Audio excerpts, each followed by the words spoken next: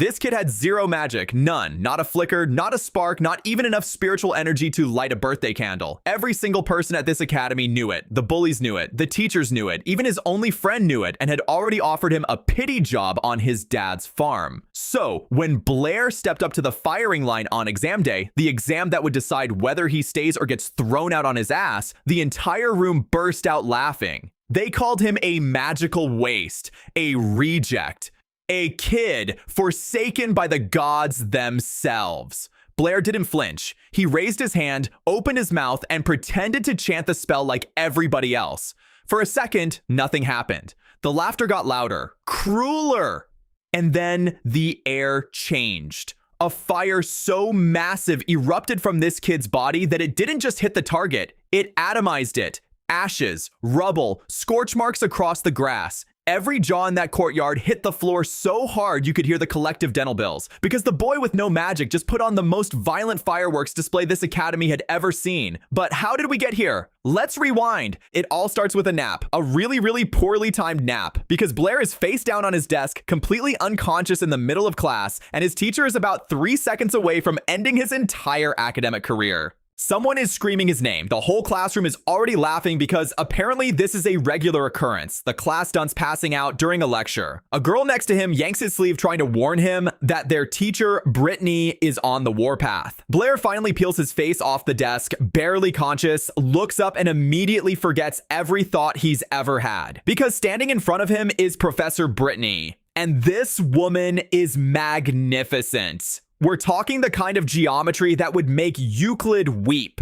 The kind of curves that belong in an advanced calculus textbook. Blair's brain short circuits for a solid 2 seconds before he remembers that this goddess is currently furious with him. Brittany grabs him by the ear and demands he solve question 15 on the board as punishment for sleeping. The room erupts again. Everyone is convinced this is going to be the funniest thing they see all week because Blair is famously terrible at everything academic. The dude might as well try solving it with a crayon. But something weird happens. Blair puts his hand on his forehead, stares at the board, and his whole energy shifts. The class clown posture disappears, his eyes sharpen, and with the casual confidence of a man who has done this 10,000 times before, he writes down the correct answer. The room goes dead silent. Brittany's face turns red because even she didn't solve it that fast. Blair, not even sweating, politely asks if he can go to the bathroom. The whole class is frozen. Students are checking the board, rechecking the board, and then checking it a third time because surely this idiot got lucky. Nope. Every single calculation is flawless. Blair walks out of that classroom like he owns the building while 30 students sit there questioning their entire education. Here's the thing though, that wasn't luck and it wasn't Blair. Not really. The kid walking through that hallway is actually Chenlu, a world-renowned math professor from a completely different world. Back home, the guy was a genius. Worked his entire career in mathematics, was about to receive the highest professional title a scholar could earn, and then one day during an exam, he dozed off. Normal enough. Except when he opened his eyes, he wasn't in his world anymore. He was inside the body of a teenage boy who could barely pass a quiz. Blair stares at his own reflection and almost has a panic attack. This isn't scientific. This isn't possible. He mentally calls out to Newton, to Einstein, to anyone who can explain how a grown man wakes up in a fantasy world where people throw fireballs for a living. No one answers. But as the shock wears off, something else settles in. He looks at that math problem the whole class was struggling with and realizes it was basic. Embarrassingly basic. A problem his middle school students could have demolished before lunch. And if that is what passes for genius level math in this world, then Chenlu might have just won the lottery. Because he didn't just land in another world, he landed in a world that desperately needs him. Armed with this realization and a brand new face, our boy sets off to figure out exactly what he's working with. And the universe immediately tests his luck. Because while he's walking through the halls, still processing the fact that magic is real, he rounds a corner and collides full speed into a girl. The impact sends them both stumbling, and when Blair reaches out to steady himself, his hand lands somewhere it absolutely should not. We're talking direct contact with restricted airspace, the kind of grab that gets you put on a list. Blair's brain catches up to his hand about 2 seconds too late, and he scrambles backwards so fast he nearly trips over his own feet, apologizing at the speed of light. But the damage is done. The blonde girl stares at him with murder in her eyes. Turns out this isn't even the first time. The original Blair apparently pulled this exact move at the entrance ceremony. Same girl, same crime. This kid had a pattern, and it was not a good one. The girl is seething. She starts listing every offense like a prosecutor reading charges, and Blair just stands there absorbing the secondhand embarrassment of a man he's never actually met. He tries to explain that she ran into him, which, tactically speaking, was the worst possible defense. The girl's hands start moving, strange gestures, a chant leaves her lips, and Blair, who still thinks magic is a fairy tale, watches in fascination as a literal fireball forms in her palm. He had about half a second to realize this girl wasn't performing a magic trick. She was about to perform a cremation, with his body as the fuel. Our boy does the only thing a sane man would do. He drops to his knees and apologizes so hard he nearly headbutts the floor. The full prostration, the maximum grovel. He's sorry for what he did, for what the previous Blair did, for what every version of Blair across every timeline has ever done. The blonde is so caught off guard by this nuclear level apology that her fire actually flickers. She clenches her fist and tells him not to think this is over. But by the time she finishes that sentence, Blair's already a speck on the horizon. The man is sprinting like his shoes have a refund policy, and he's 3 seconds from the return window. In his head, nothing makes sense. Magic, science, fireballs, and math problems existing in the same world. His brain is trying to process all of it at once, and apparently that's too much to ask because a splitting headache slams into him like a freight train. His vision blurs, his legs give out, and Blair collapses face first into the grass. What follows are fragments, memories that don't belong to him but are now permanently his. A little boy crying out for his father. A military officer handing a box to a woman, condolences for a general who died fighting for his country. After the general's death, the family lost everything. No more noble status, no more money. Just a widow and her son trying to survive in a world that stopped caring about them the second their protector fell. We see young Blair telling his mother he got accepted into the academy. She tells him to study hard. In her eyes, her son looks exactly like the husband she lost. An old man warns Blair that if he doesn't succeed, he won't have a place to sleep. The kid promises he'll come home one day. But here's the tragedy. The original Blair worked harder than almost anyone at that school, and it didn't matter. He had zero talent for magic. In a world where magical ability defines your worth, Blair was born worthless. His classmates never let him forget it. When our protagonist wakes up on the grass, a soft voice is calling his name. It's a blue-haired girl named Jasmine, kneeling next to him with genuine concern on her face. Blair blinks at her, confused, because in this kid's entire life, almost nobody ever gave a damn about him. She extends her hand to help him up, and our boy takes it, already making a silent promise. The previous owner of this body had it rough, really rough, but from this moment forward, Chenlu is in charge. And things are about to change. Class resumes, and the professor, a bald guy with the charisma of a parking meter, launches into a lecture about the 4 magical elements: fire, water, earth, air. Mages use spiritual energy, gestures, and incantations to control these elements, and their school is supposedly the most prestigious academy in the land. Great news for everyone except Blair, who the entire world has already written off. After class, our boy catches the professor before he leaves and asks a question he's apparently asked 100 times. Can someone without talent ever learn magic? The professor doesn't even look at him. He just says it's impossible and walks away. The students nearby snicker because watching Blair ask this question is basically a campus tradition at this point. The kid never stops asking, and the answer never changes. Toby shows up right on cue, Blair's one and only friend, a chubby guy with a heart 3 sizes too big for his body. He tries to comfort Blair by saying that even if he doesn't graduate, he can always come work on Toby's father's estate. It's meant to be kind, but it's the verbal equivalent of a participation trophy. Still, this kid is loyal. When the bullies circled earlier, it was Toby who chased them off.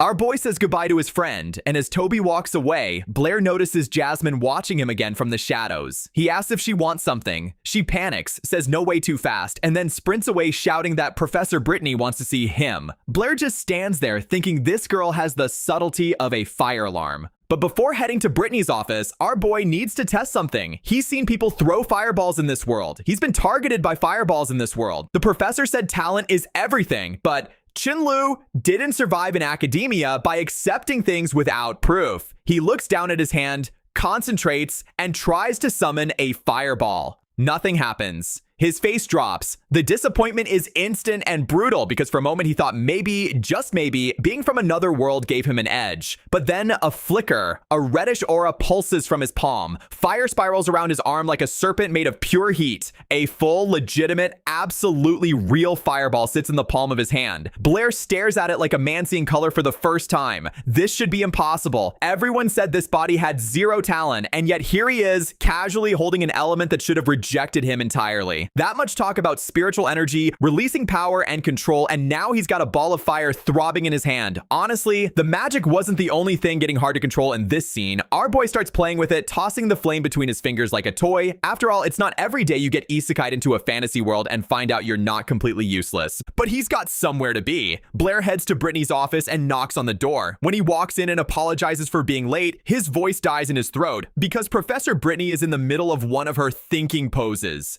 And this particular pose was so aggressively suggestive that it should have come with a parental advisory warning. The woman is bent in a position that has absolutely nothing to do with mathematics and everything to do with making Blair forget how to breathe. Our boy turns the color of a ripe tomato. Brittany, completely oblivious to the fact that she just rebooted his brain, smiles cheerfully and tells him not to mind the pose.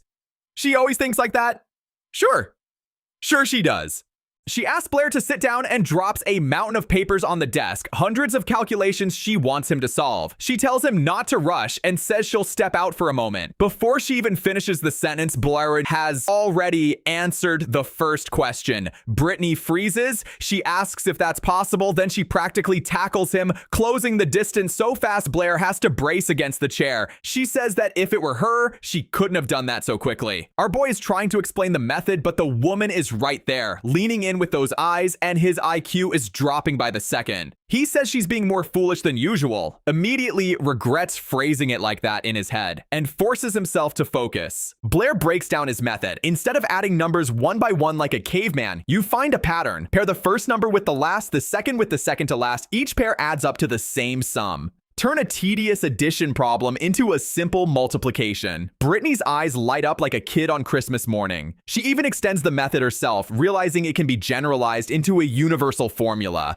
For a second, the math is so beautiful that her brain leaves the building entirely. Blair has to snap her out of it. He asks if everyone in this world is this mathematically illiterate. She doesn't answer that. Instead, she grabs his hand, calls him a genius, and says his future is unlimited if he keeps studying with her. The woman is radiating such intense energy while saying this that Blair actually has to physically back away because whatever force she's emitting is borderline suffocating. Brittany apologizes for getting too excited and then asks the big question, does Blair want to be a great mathematician? Hard no. Our boy says he wants to be a great magician. Brittany's whole mood crashes. She passionately argues that he was given a gift from the gods and shouldn't waste it on magic, especially since he supposedly has no talent for it.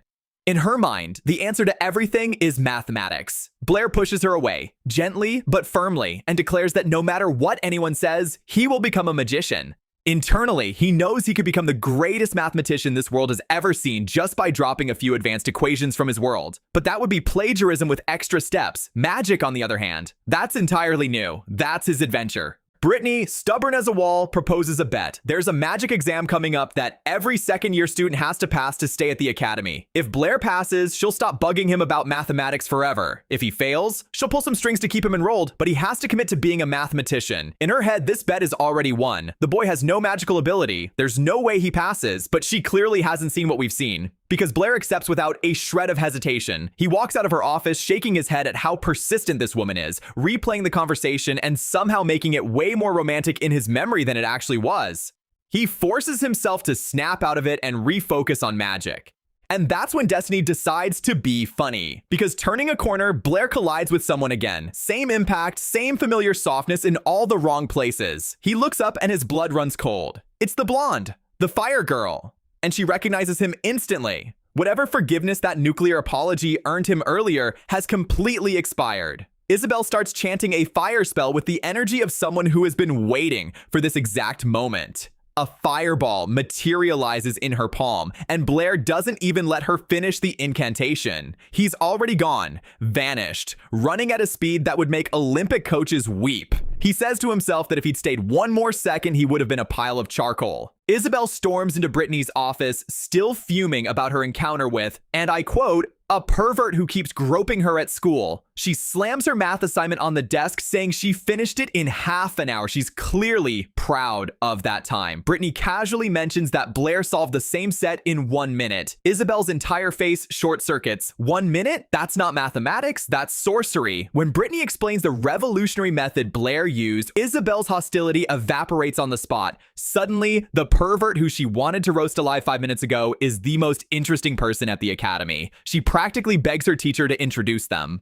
Moments later, Isabel kicks open a classroom door with enough force to rattle the hinges and demands to know where Blair is. Toby, sitting right next to our hidden protagonist, is about to answer when he feels a vicious pinch on his thigh from under the table. Blair is down there, crouched like a fugitive, silently begging his friend to keep quiet. Toby gets the message. He tells Isabel that Blair just left for work. She doesn't fully buy it, but she leaves anyway, slamming the door behind her and telling them to pass along a message. The classroom sits in stunned silence as Blair crawls out from under the desk looking like a man who just survived a home invasion.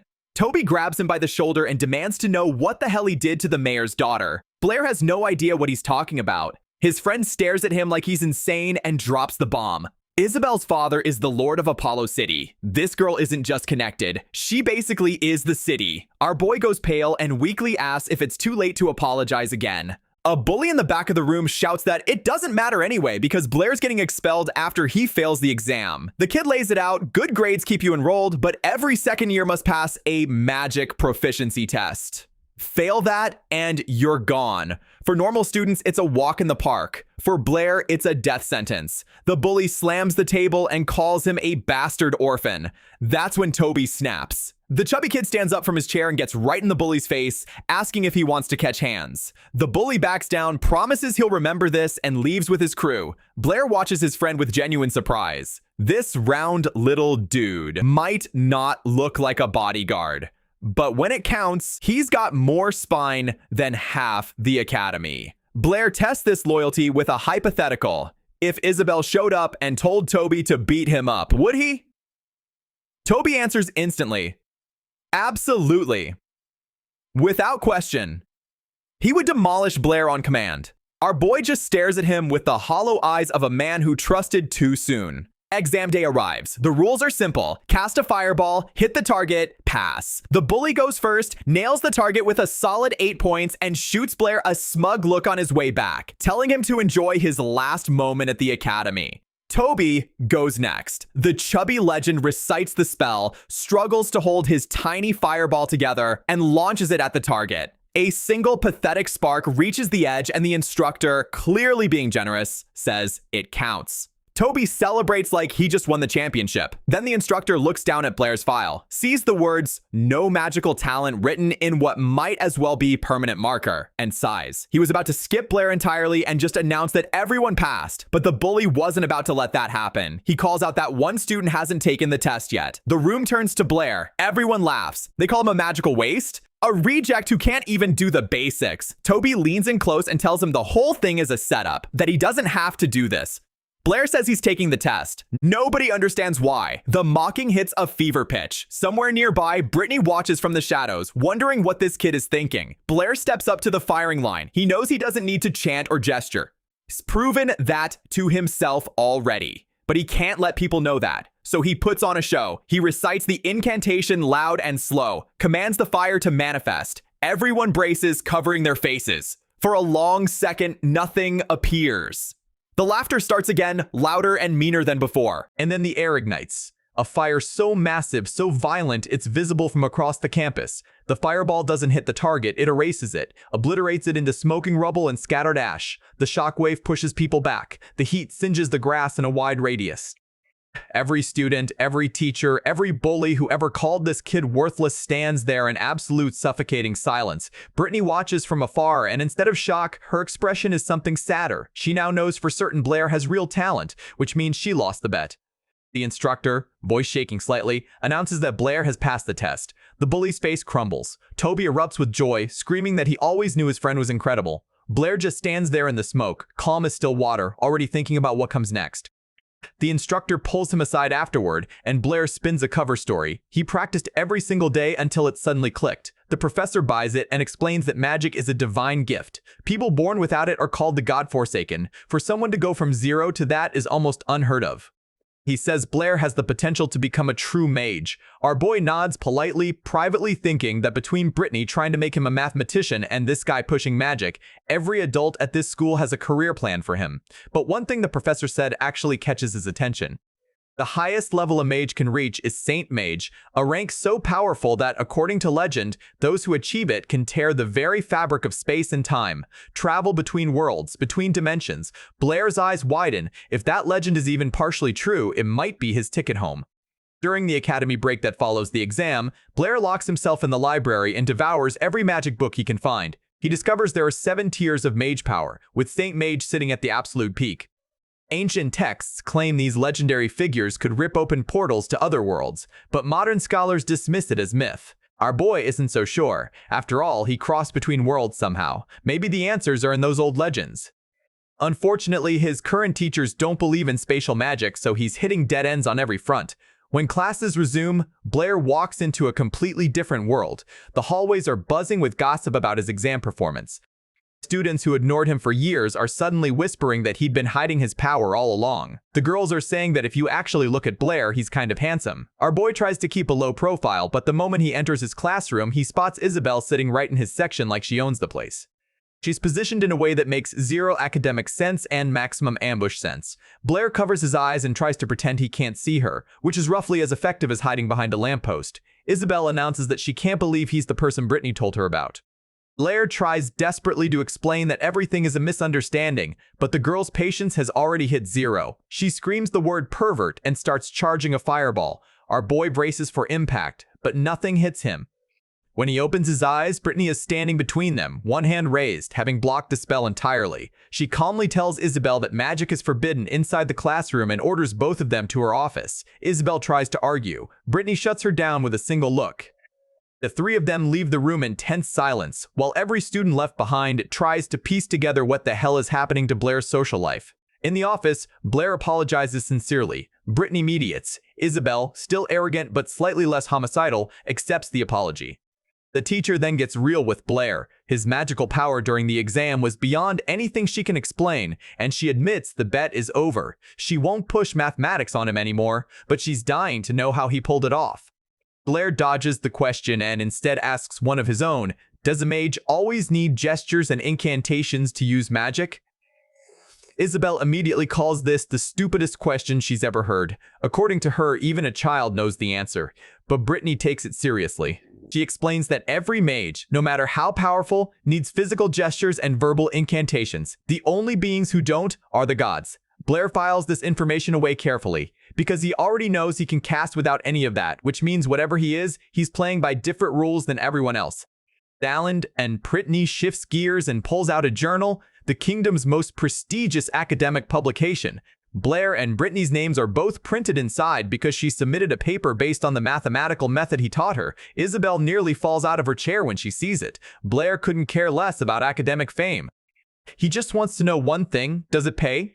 Brittany hands him a pouch containing 50 silver coins as a manuscript bonus. Our boy's eyes light up. He makes 2 silver coins a month at the library. This single paper just paid him more than 2 years of wages. He's practically vibrating with excitement and in a moment of fatal politeness offers to split it with Brittany since she helped. The woman innocently accepts. Half, 25 coins. Gone. Blair stares at his suddenly lighter pouch and mentally adds con artist to his teacher's list of talents.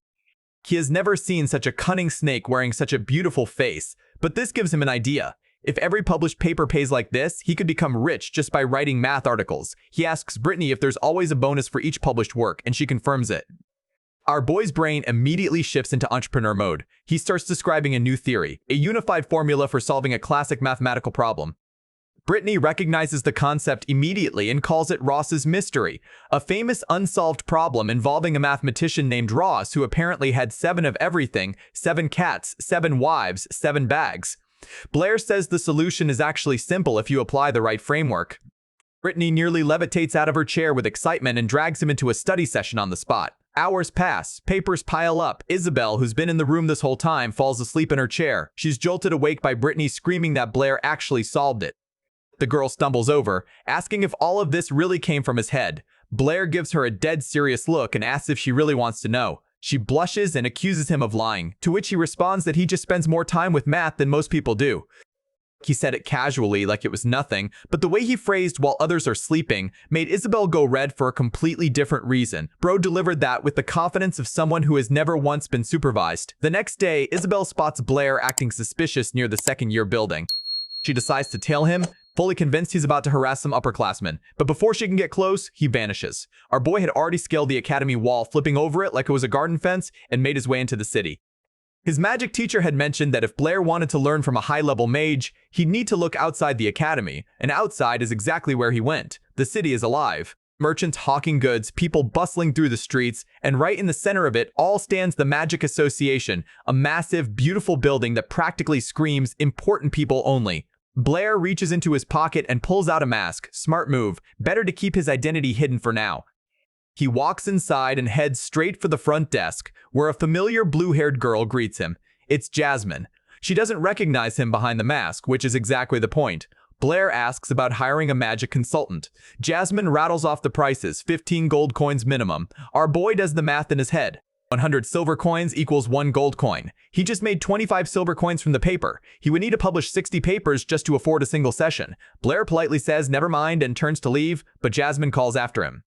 She says if money's the problem, the association has a free library with thousands of books on magic. It's not as good as a personal instructor, but it's better than nothing. Our boy freezes. He doesn't have credentials. He barely has a name he recognizes. The girl assumed he was already a certified mage, but when she sees the blank look on his face, she explains the options. He can either borrow someone else's credentials, sketchy, or just take a certification exam right there on the spot.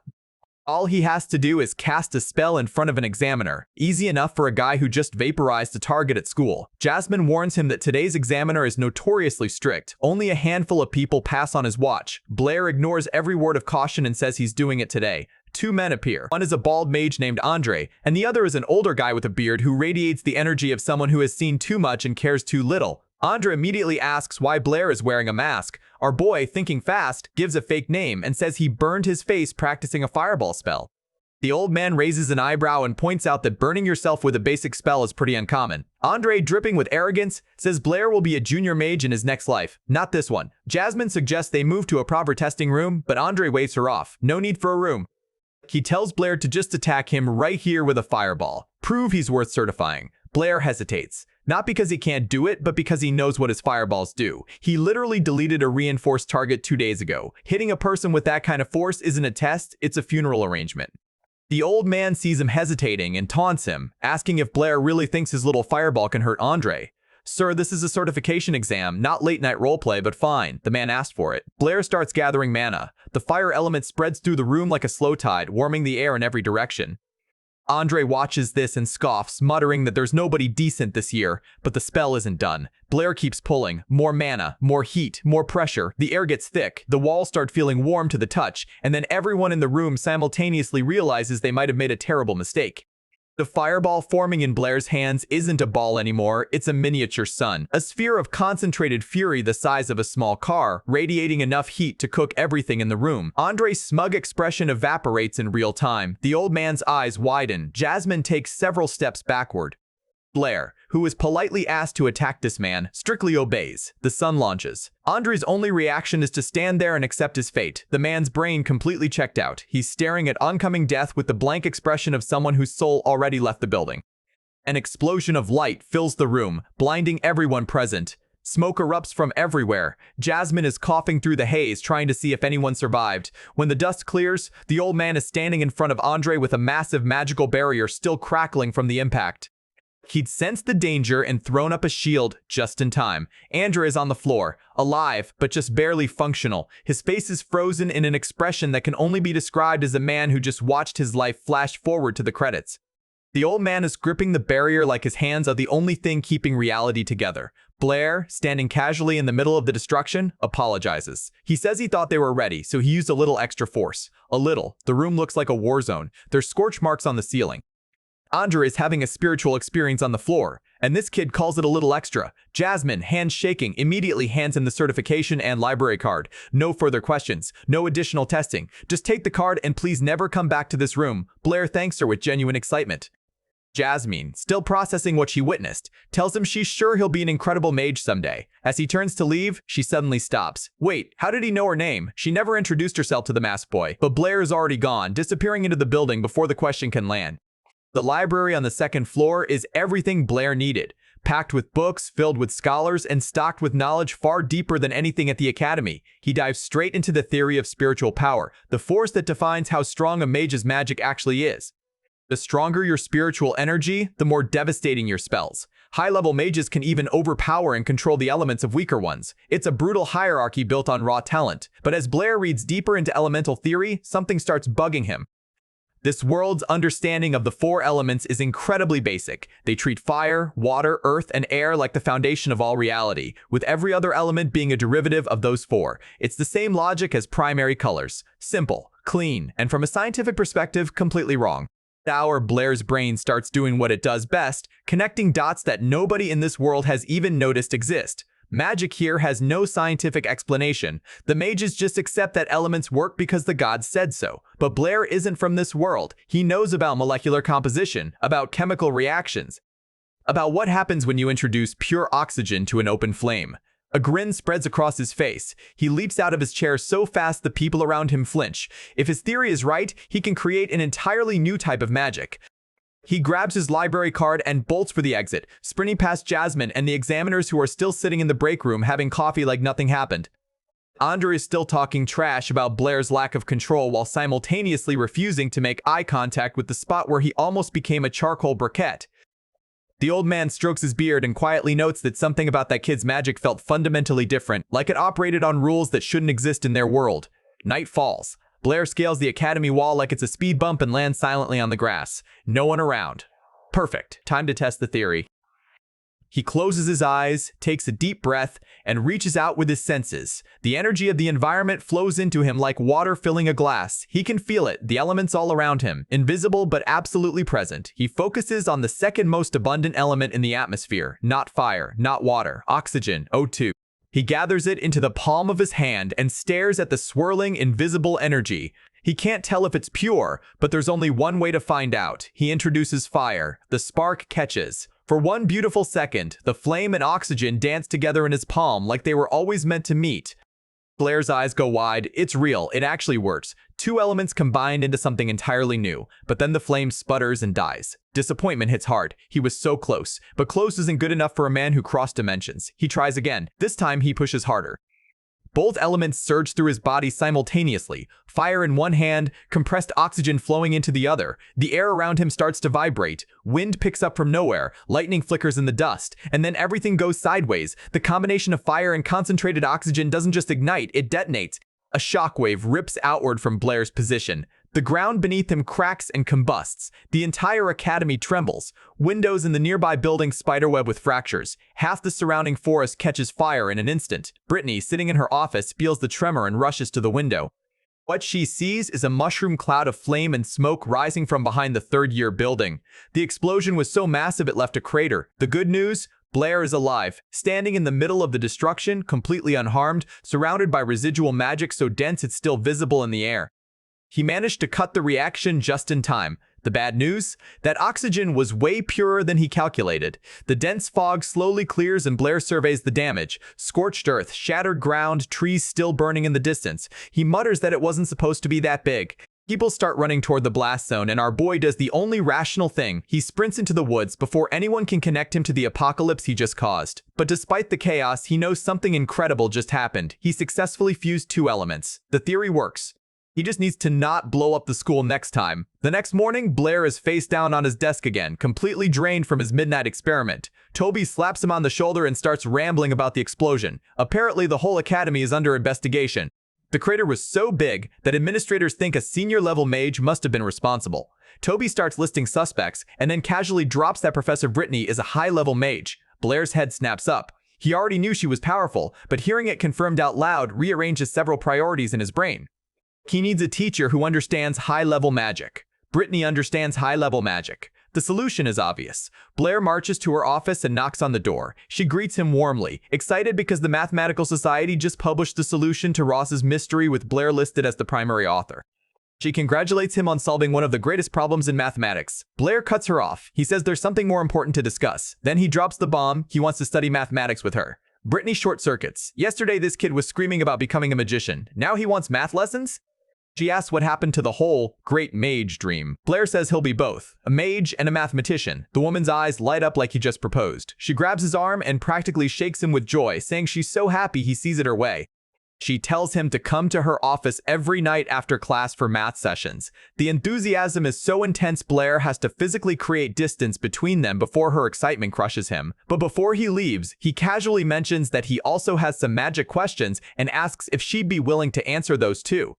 Brittany agrees without hesitation. Our boy opens the door to leave. Victory. He just secured nightly access to a high-level mage who will answer his magic questions for free, and all it cost him was agreeing to do math he could solve in his sleep. But then Brittany tells him to wait. The room goes quiet.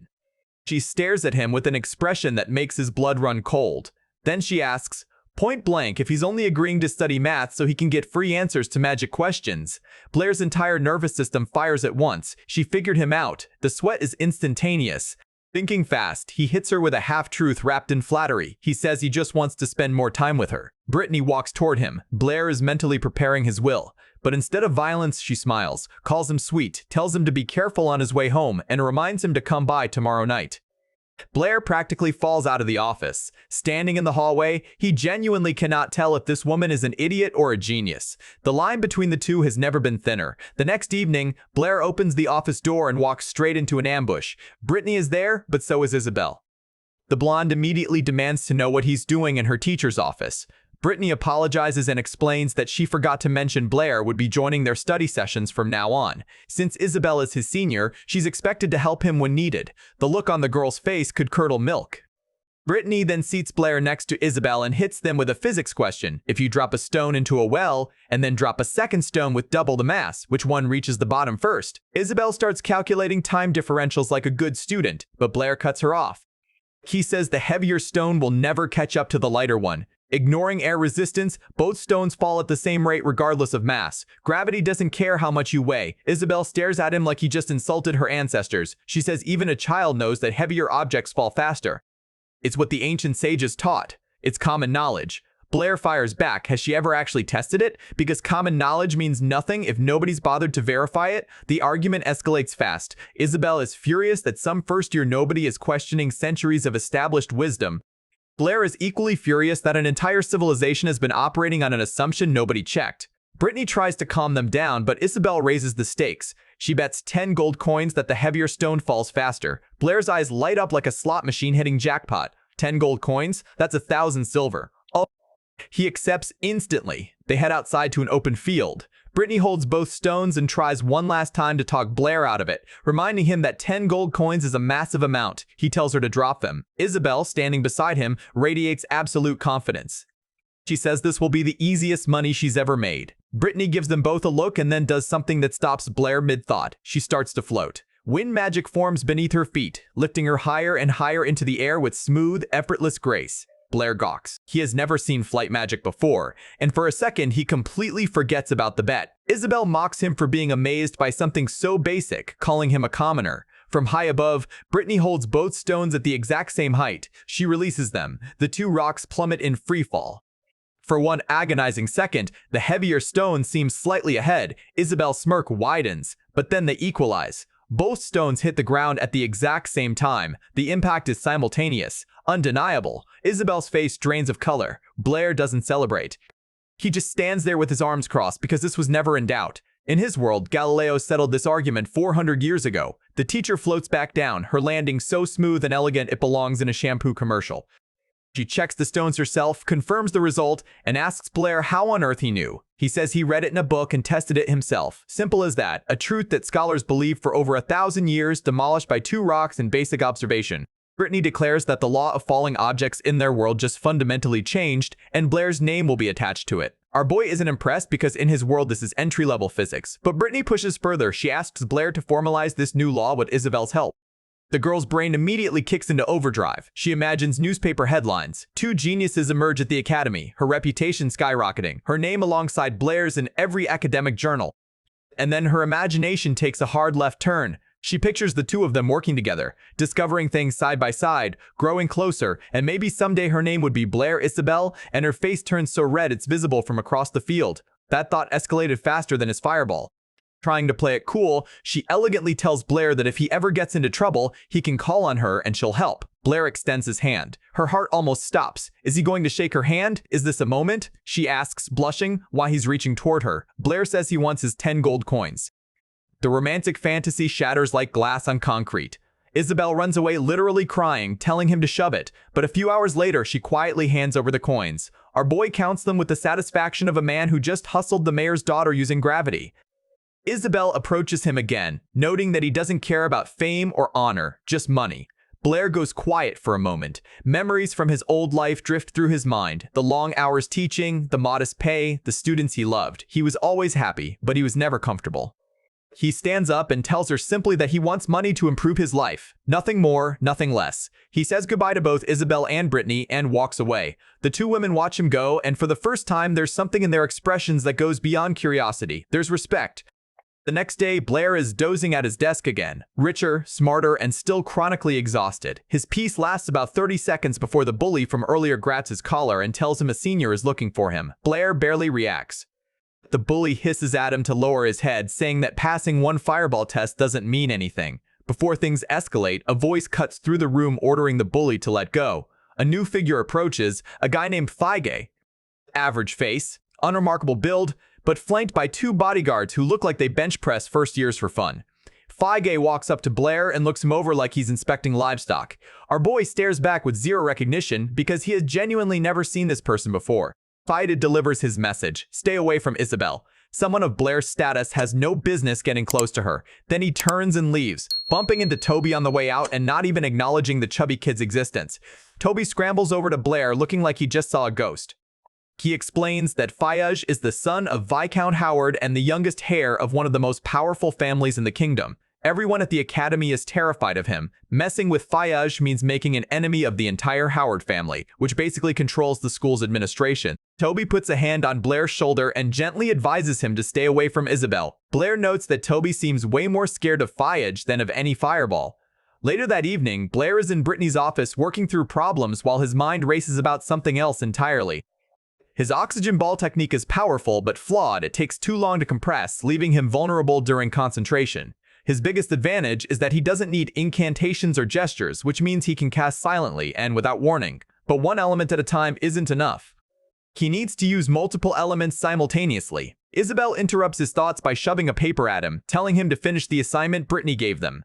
Blair yawns, hands her the paper, and she realizes he completed everything ages ago. The girl is floored by his speed. He casually explains that the trick is using different approaches for each calculation, finding the most elegant path to every answer. Then Blair asks her something that's been on his mind. How many fireballs can she summon at once? Isabel says 9. Blair's jaw drops. 9 simultaneous spells is absurd. Isabel, enjoying his shock for once, teases him for only being able to manage one. He admits he's never found any book that teaches multicasting. She explains that books only cover basic theory. Advanced techniques like hers require private instruction from expensive consultants. Her father hired one specifically for her. But, she adds with a sly grin, if someone were willing to call her big sister, maybe she could teach them for free. Blair calls her big sister immediately. No pause, no hesitation, no shame, just instant, shameless compliance. The word left his mouth so fast it broke the sound barrier. Isabel wasn't ready for that level of commitment. She stammers, calls him a thick-skinned pervert, and then, because a promise is a promise, agrees to teach him. Isabel leads Blair to a small field outside the academy and wastes no time showing off. She casts the multi-fireball spell and 9 perfect orbs of flame materialize around her, hovering in formation like obedient little suns. Blair is genuinely impressed, not just by the number, but by how stable each one is. Maintaining 9 independent spells simultaneously requires insane focus. She explains that most mages make the mistake of concentrating all their spiritual energy in one spot. The real technique is distribution, splitting your power into separate channels, each one capable of sustaining its own spell. With enough skill, you can even launch all 9 at a single target simultaneously. Blair asks if it's possible to control each fireball independently, like making them move in different directions at once. Isabel says theoretically yes, but it would be like drawing a circle with your right hand and a square with your left at the same time. The two of them actually laugh together for once. No insults, no fireballs aimed at his face. Just two students geeking out about magic theory. Meanwhile, watching from a distance like a psycho behind a pillar, Figa sees the two of them laughing together and immediately assumes they're dating. The guy grips the wall so hard it cracks under his fingers. In his mind, Blair was warned. Blair ignored the warning, and now Blair is going to pay for every second he spends near Isabel. The possessive energy radiating off this dude could power a small city. Back with our boy, training begins. Isabel tells him to divide his spiritual power into 9 parts gradually. Don't force it, take his time, and don't feel bad if he can't get it right away. After all, it took her 6 months to master. The fireball in Blair's hand flickers, sparks, and then 9 fireballs erupt into existence around him simultaneously. Isabel screams, not in excitement, in pure disbelief. She demands to know how he just did that. Blair raises his hand and calmly says he followed her instructions. Split the power into 9 parts. Summon the fireballs. What's the problem? The problem, Isabel, is that you just watched a guy casually replicate in 30 seconds what took you half a year of dedicated training. In her mind, she's rapidly reprocessing everything she thought she knew about this kid. He's not just a math genius, he's a magic genius too. A person the entire world labeled as abandoned by the gods turns out to be so gifted it's almost offensive. Rather than admit any of this, Isabel does what she does best. She gets mad. She shouts that he took way too long, says she's done teaching, and sprints away telling him not to come looking for her if he needs magic help ever again. Blair just stands there, hand on his face, genuinely bewildered. He says it's hard to understand women. Bro, you just speedran her entire training arc in front of her face and then asked what the problem was. The problem is you. He reaches into his pocket and feels something, the bracelet he'd been carrying around. A cute little teddy bear charm on a string. He'd originally planned to give it to Brittany, but something shifts in his mind. Blair takes off running after Isabel and grabs her hand. She spins around, startled, defensive, ready to throw hands or fireballs or both. But Blair opens his palm and shows her the bracelet. He calls her by name, gently, earnestly, and tells her that he was only able to learn this technique because of her patient teaching. He asks her to accept it as a gift from her little brother. Isabel stares at the bracelet. Her brain is malfunctioning. The anger, the frustration, the embarrassment, all of it dissolves when she sees that little teddy bear dangling from his hand. Her face flushes deep red. In her mind, she quietly admits that this pervert actually has a decent side. She snatches the bracelet from his hand at lightning speed, calls it ugly, and immediately bolts. Except she's running with her eyes half closed and her legs betray her. She trips and eats dirt in the most ungraceful fall in Academy history. She scrambles up, looks back at Blair with an expression caught somewhere between mortification and something much softer, and then keeps running, shouting that she'll never forgive him. Our boy watches her go and does the math in his head. That bracelet costs 50 silver coins. He was going to give it to his teacher. He changed his mind last second and gave it to the girl who has tried to set him on fire 3 separate times. He's not sure if that was generosity or a terrible investment. The warm moment doesn't last. Blair senses something and turns to find himself surrounded by Phage's goons. The bully from before is leading the pack, cracking his knuckles and reminding Blair that the senior warned him to stay away from Isabel. Our boy doesn't even hesitate. He bolts. Running is a smart play when you're outnumbered and outmatched in pure muscle. The thugs give chase, shouting at him to stop, and that's when the bully crosses a line he shouldn't have. He shouts that Blair is just like his father, a coward who ran from the battlefield and still got himself killed. Blair stops dead. The entire forest goes quiet. The bully, thinking he found a weak spot, charges forward with a punch aimed at Blair's face. His fist gets within inches of connecting, then his hand burns. The bully screams. His knuckles are scorched nearly to the bone by a wall of heat that appeared around Blair like a reflex. 9 fireballs ignite around our boy in a perfect ring. His face is pure fury, not annoyance, not frustration. The deep, cold kind of rage that comes from someone insulting the one thing he actually holds sacred. Blair says his father was a man who died fighting for his country, not just his father, a hero. And he tells the bully, with every fireball aimed directly at him, to never disrespect that name again. The goons behind the bully take one look at 9 simultaneous fireballs being wielded by a kid who was supposedly talentless 2 weeks ago, and they scatter. Gone. Vanished. Not even a goodbye. They left their leader behind like a sacrifice to the fire god. The bully, now alone with Blair, collapses to the ground and starts begging. He screams about academy rules. Fighting is forbidden. Blair can't do this. Our boy's expression doesn't change. He raises his hand and the fireballs start converging toward the target. But just as the magic closes in, Blair senses presences behind him, teachers, students, people approaching. His concentration breaks. And then, in the most dramatic turn of events, our protagonist just collapses. Face first into the grass, out cold. The exhaustion from everything, the explosion last night, the training today, the emotional spike caught up to him all at once, and his body just quit. The bully, eyes still squeezed shut, slowly opens them when no fire arrives. He sees Blair lying motionless at his feet. He pokes him, no response. Not wasting a single second on sympathy, the bully scrambles to his feet and tries to run, but a commanding voice stops him dead. Brittany is standing right there. She saw everything. The bully starts stammering excuses. Blair fell on his own. He didn't do anything. Please believe him. A man next to Brittany, one of the academy officials, asks if the bully really thinks they're blind. They saw Blair collapse at his feet. The bully is ordered to report to the office immediately. Meanwhile, Brittany kneels beside Blair. For a terrifying moment, she notices his heartbeat has stopped.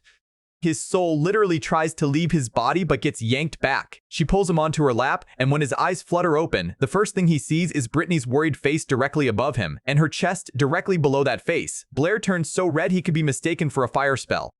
Brittany, oblivious to the visual she's providing, hugs him tight and says she was so worried. That delivery had way too much experience behind it, and our boy is too busy rebooting to form a sentence. A throat clears. Standing behind them are two men from the Mathematical Society, President Dean and Vice President Calvin. They say they need an explanation for the commotion, but first have business to discuss. Blair composes himself and greets them respectfully. Dean wastes no time. He praises Blair as a genius for helping Brittany solve Ross's mystery, but Brittany cuts him off. She insists the solution was entirely Blair's work. She only helped format the paper. The men exchange glances. Dean says that if she claims the credit, the society will shower her with awards, funding, and prestige benefits that would also help the academy. Brittany asks what would happen to Blair. Dean sighs. He says the boy is too young. Nobody in the academic world would believe a kid his age cracked a problem that stumped scholars for generations. Blair squeezes Brittany's hand and nods for her to accept the deal. She hesitates. This doesn't feel right to her. Dean gives them time to decide and the two men leave. As sunset paints the hallway orange, Blair and Brittany walk in silence. She breaks it by saying the solution to Ross's mystery is historically significant and the honor belongs to him. Nobody else should receive it. Blair's face goes melancholic for a moment. Then he tells her it doesn't belong to him anyway. Besides, she's not too old to accept something grand. The compliment was meant to be kind, but landed with the precision of a man who accidentally calls his teacher old and young in the same sentence. Brittany's face cycles through three emotions before settling on flattered. She lets it slide. The article publishes under Brittany's name with Blair as a footnote. Students crowd around the bulletin board gossiping. The consensus is that Brittany obviously did all the real work and Blair just got his name attached out of pity. Our boy ignores all of it. He knows the truth. She knows the truth. That's enough.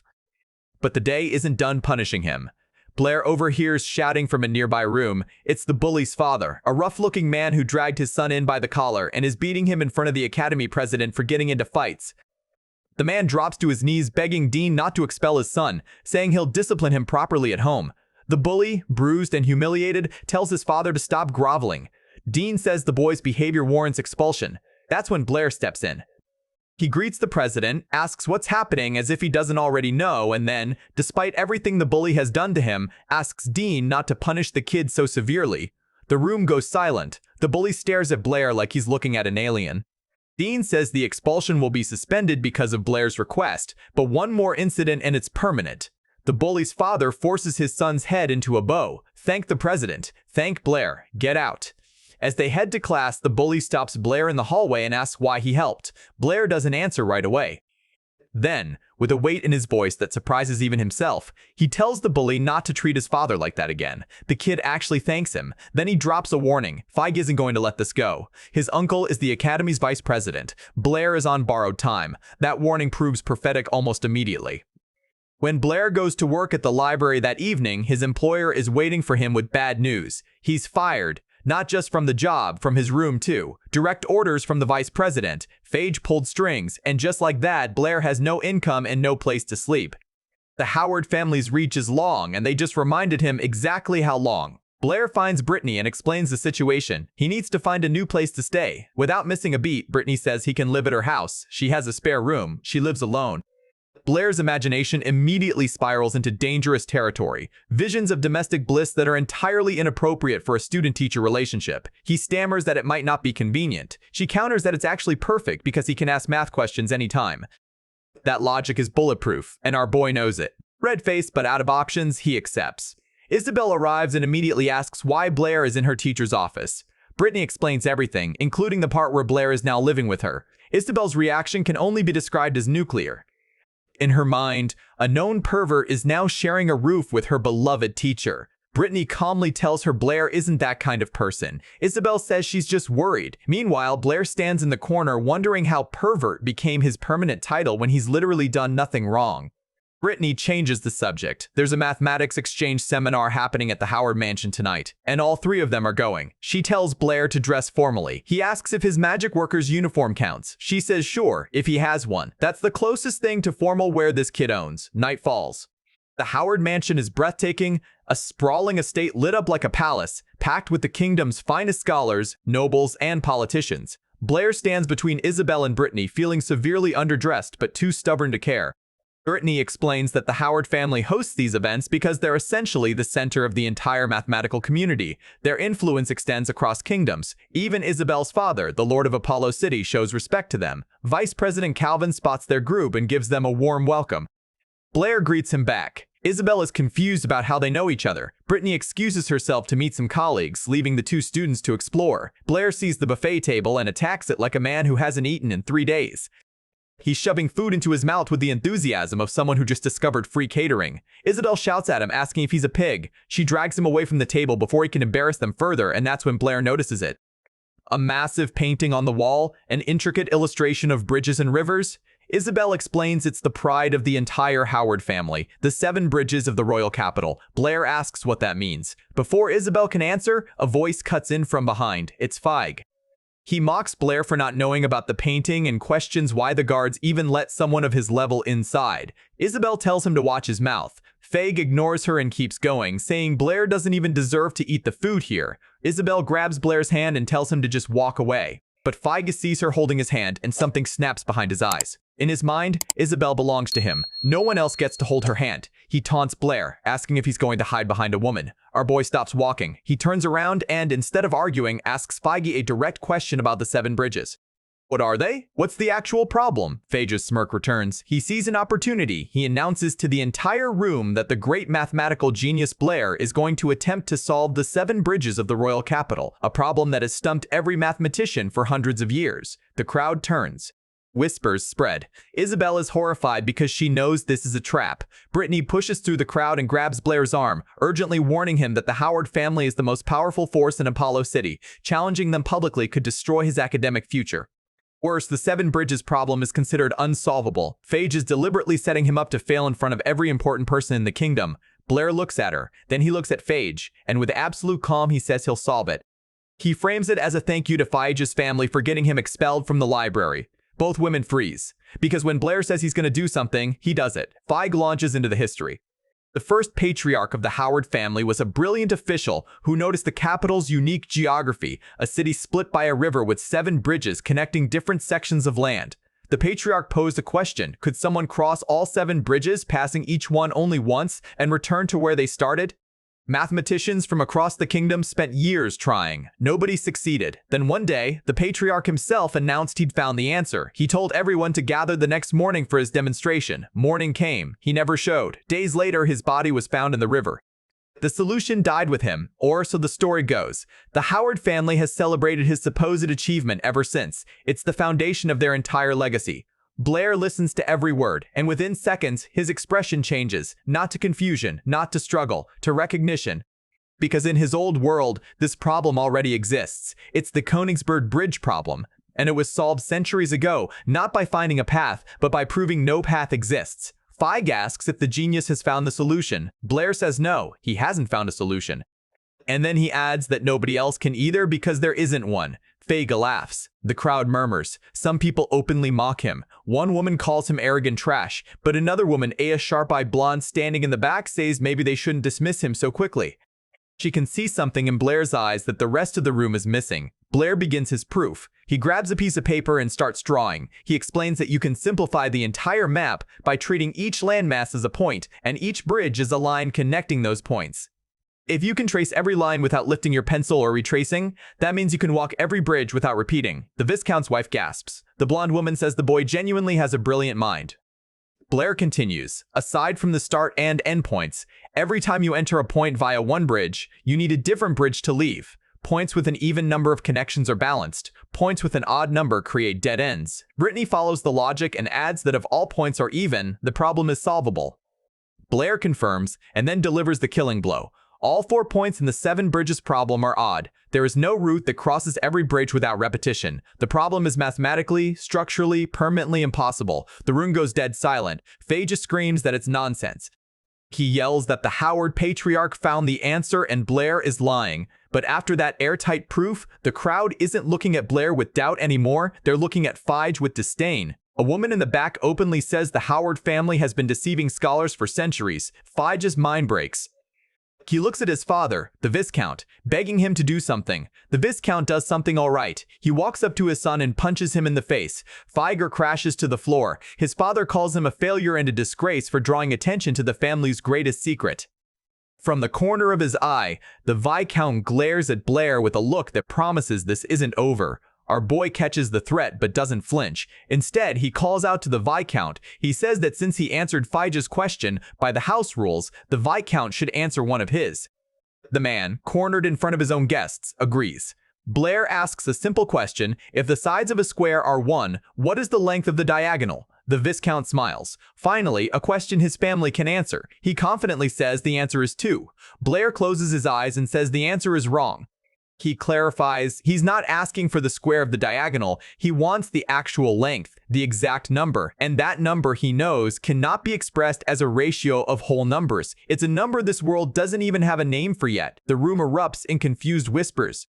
Every mathematician present starts scribbling, trying to calculate the value. The Viscount's confident expression dissolves into cold sweat, because Blair just asked a question that challenges the very foundation of everything this world believes about numbers. In his old world, the ancient Pythagoreans faced this exact crisis. They believed all numbers could be expressed as whole numbers or fractions. Then a student named Hippasus proved the diagonal of a square produced a number that couldn't, an irrational number. The discovery was so threatening that the Pythagoreans threw Hippasus into the sea to keep it secret, but the truth surfaced anyway. It always does. And right now, judging from the Viscount's expression, this world is about to face its own Hippasus moment. The man knows about irrational numbers. He's known for a while, and he's been hiding it because admitting they exist would shatter the entire mathematical framework his family built their power on. Every scholar in the room is scribbling. Brittany is staring at the problem, unable to find the answer. And Blair just stands there, arms crossed, watching the most powerful mathematical family in the kingdom slowly realize that the foundation under their feet has been cracked wide open. Brittany stares at the problem and admits she can't find the answer either. Blair explains to her quietly that this is a completely new type of number, one that was discovered long ago in another era, but was covered up by people who feared what it meant. He doesn't say which era, he doesn't say which world, but the implication hangs in the air like smoke. Somewhere in history, someone found this number and someone else made sure it stayed buried. Fage has been watching his father sweat in front of the entire room, and the sight of the most powerful man he knows looking powerless does something to the kid's brain. Every humiliation tonight, the 7 bridges proof, the unanswerable question, the public disdain, all of it traces back to one person. Fige's rage reaches critical mass. He screams that everything is Blair's fault and declares that our boy needs to die. Right here, right now. He charges. Blair sees him coming and shifts his weight, preparing to dodge. But before the punch connects, a hand shoots out and catches Fige's wrist mid-swing. It's not Brittany, it's not Isabel, it's a woman, the same sharp-eyed one who'd been watching Blair all night. She grips Fige's arm with terrifying strength and calmly apologizes, saying she has to stop him from doing something he'll regret. Fage screams at her to let go, thrashing like a wild animal, but the woman doesn't budge. The guy's trying to break free from her grip and getting absolutely nowhere, which tells you everything you need to know about the difference between blind rage and actual power. Behind Fige, a voice cuts through the chaos. It's Viscount Howard, and he is furious, not at Blair, at his own son. The man asks Fige if he has any idea how many disasters he's caused tonight. The boy goes silent but keeps glaring at Blair with pure hatred. The Viscount turns to the crowd, straightens himself, and delivers a public apology. He says he deeply regrets his son's behavior and promises to discipline him thoroughly. As for Blair's question about the diagonal, he says the Howard family will provide an answer within a few days. He thanks everyone for their patience, wishes Blair a pleasant evening at the mansion, and takes his leave. The politeness is immaculate. The eyes tell a different story. This man was just humiliated by a teenager in his own house, and he has no intention of letting that slide. Blair thanks the woman who stopped Fige. She smiles and asks if he's already forgotten her. Before he can respond, Isabel appears out of nowhere and smacks the back of his head, demanding to know why he's flirting with other women. Blair has no idea what's happening. The woman laughs and says she was just joking, but adds that the closeness between Blair and Isabel is genuinely enviable. Isabel fumbles her words, trying to deny everything. The woman introduces herself as Alice, a third-year student from a prominent family in the city, and a regular attendee at these math conferences. She's elegant, confident, and looking at Blair with the kind of interest that makes Isabel's eye twitch. Alice leans in close, too close, and asks if Blair would be willing to discuss mathematical questions with her privately sometime. Our boy shuts that down immediately. No hesitation, no stammering. Just a flat, respectful no. He tells her she should take her questions to Professor Brittany since all of his ideas come from her anyway. Alice chuckles and calls him unpredictable. She says goodbye, adding that next time they'll chat when nobody else is around. That sentence had way too much experience behind it. Isabel watches Alice leave and immediately starts nagging Blair for almost getting seduced. She accuses him of being like every other guy who loses his mind the second a pretty girl shows up. Blair, tired of being yelled at, fires back with a smooth question, is Alice prettier than her? Isabel freezes. Her face turns pink. She asks if he really thinks Alice is more beautiful.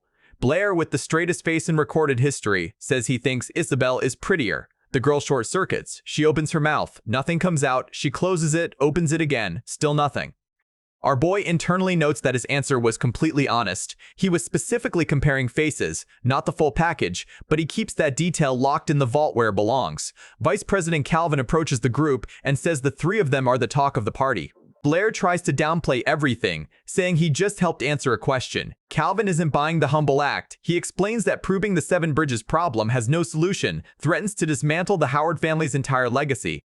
And the number Blair mentioned, the one nobody can express, could destroy the number school itself, which is the mathematical foundation of the entire kingdom's academic structure. Calvin locks eyes with Blair and asks, point blank, who he really is. Where did this talent come from? What's his purpose? Blair doesn't flinch. He says Feig asked a question, he had an idea, and he answered. The number was just curiosity. The Viscount himself said he'd find it. Nothing more to it. Calvin stares at him for a long moment, then decides to accept the answer. He assures Blair that the Mathematical Society stands on the side of truth. But as Blair starts to relax, Calvin drops one final warning. Be careful of the Howards. They are far more dangerous than they appear. The scene cuts. The mansion is quiet now. In a private room, Viscount Howard sits on a sofa with cold composure while Phage lies crumpled on the floor, covered in fresh bruises. The kid got beaten the second the doors closed. An ominous figure in black approaches the Viscount and informs him that everything is ready. They can execute the plan at any time. The Viscount gives the order, wait until Blair leaves the manor, then make his death look like an accident, just like they've done before. But a voice from behind freezes everyone in the room. It calls the Viscount father and asks if he's planning to kill again. Standing in the shadows is a man in white that nobody noticed entering. The Viscount turns and his face drains of color. He recognizes the man, Abel, his other son, the son he had killed. The assassin in black insists that's impossible. He personally made sure Abel was dead.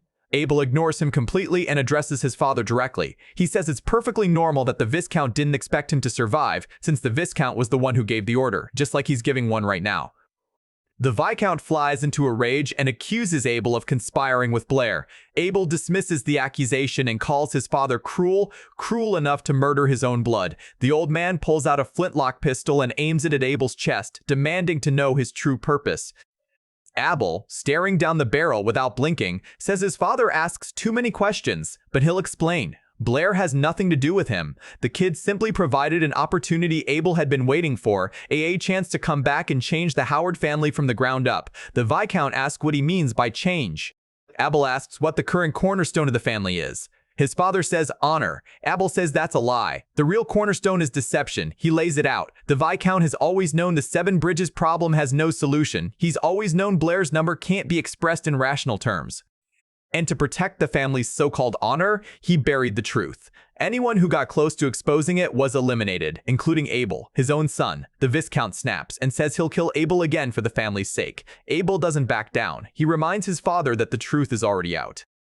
Blair just detonated the family's biggest secret in front of every mathematician in the city. The Viscount can kill Blair, sure, but can he kill every single person who was in that room tonight? Abel grabs the gun from his father's hand, presses it against his own chest, and taunts him, go ahead, pull the trigger. But if he dies, by tomorrow the entire kingdom will know every secret the Howards have ever buried. The family will be erased. The Viscount's hand shakes, the gun trembles, and then he lets go. Abel takes the weapon and, for the first time, drops the edge from his voice. He tells his father there's only one way to save the family. Abel will replace him as patriarch. He'll dismantle the lies, face the consequences publicly, and rebuild the Howard name on truth instead of deception. The Viscount sits in stunned silence. Abel leans in and whispers the rest of his plan. Whatever he says makes the Viscount break into a cold sweat. A few days pass. Morning light fills Brittany's spare room, and Blair wakes up to the most obnoxious alarm clock in existence. But for the first time in this world, he's comfortable. An actual bed, clean sheets, no mold smell from a storage closet. The man is living. He stumbles out of his room half awake to say good morning to Brittany and immediately stops in the doorway. Her desk is buried under a mountain of papers, calculations, formulas, scratched out equations covering every inch of every sheet. She pulled an all-nighter trying to solve the diagonal number. Blair isn't surprised. Since the exchange meeting, the entire mathematics community has been consumed by two things: the revelation that the Seven Bridges problem was a fraud, and the mysterious number that nobody can express. Scholars across the kingdom are calling it the Devil's Number. Every mathematician worth their degree is losing sleep over it. And not a single one of them can crack it, because irrational numbers are a concept this world has literally never encountered. Blair knows they'll figure it out eventually. His old world did, but the path is going to be long and painful. He picks up a newspaper from her desk and something catches his eye.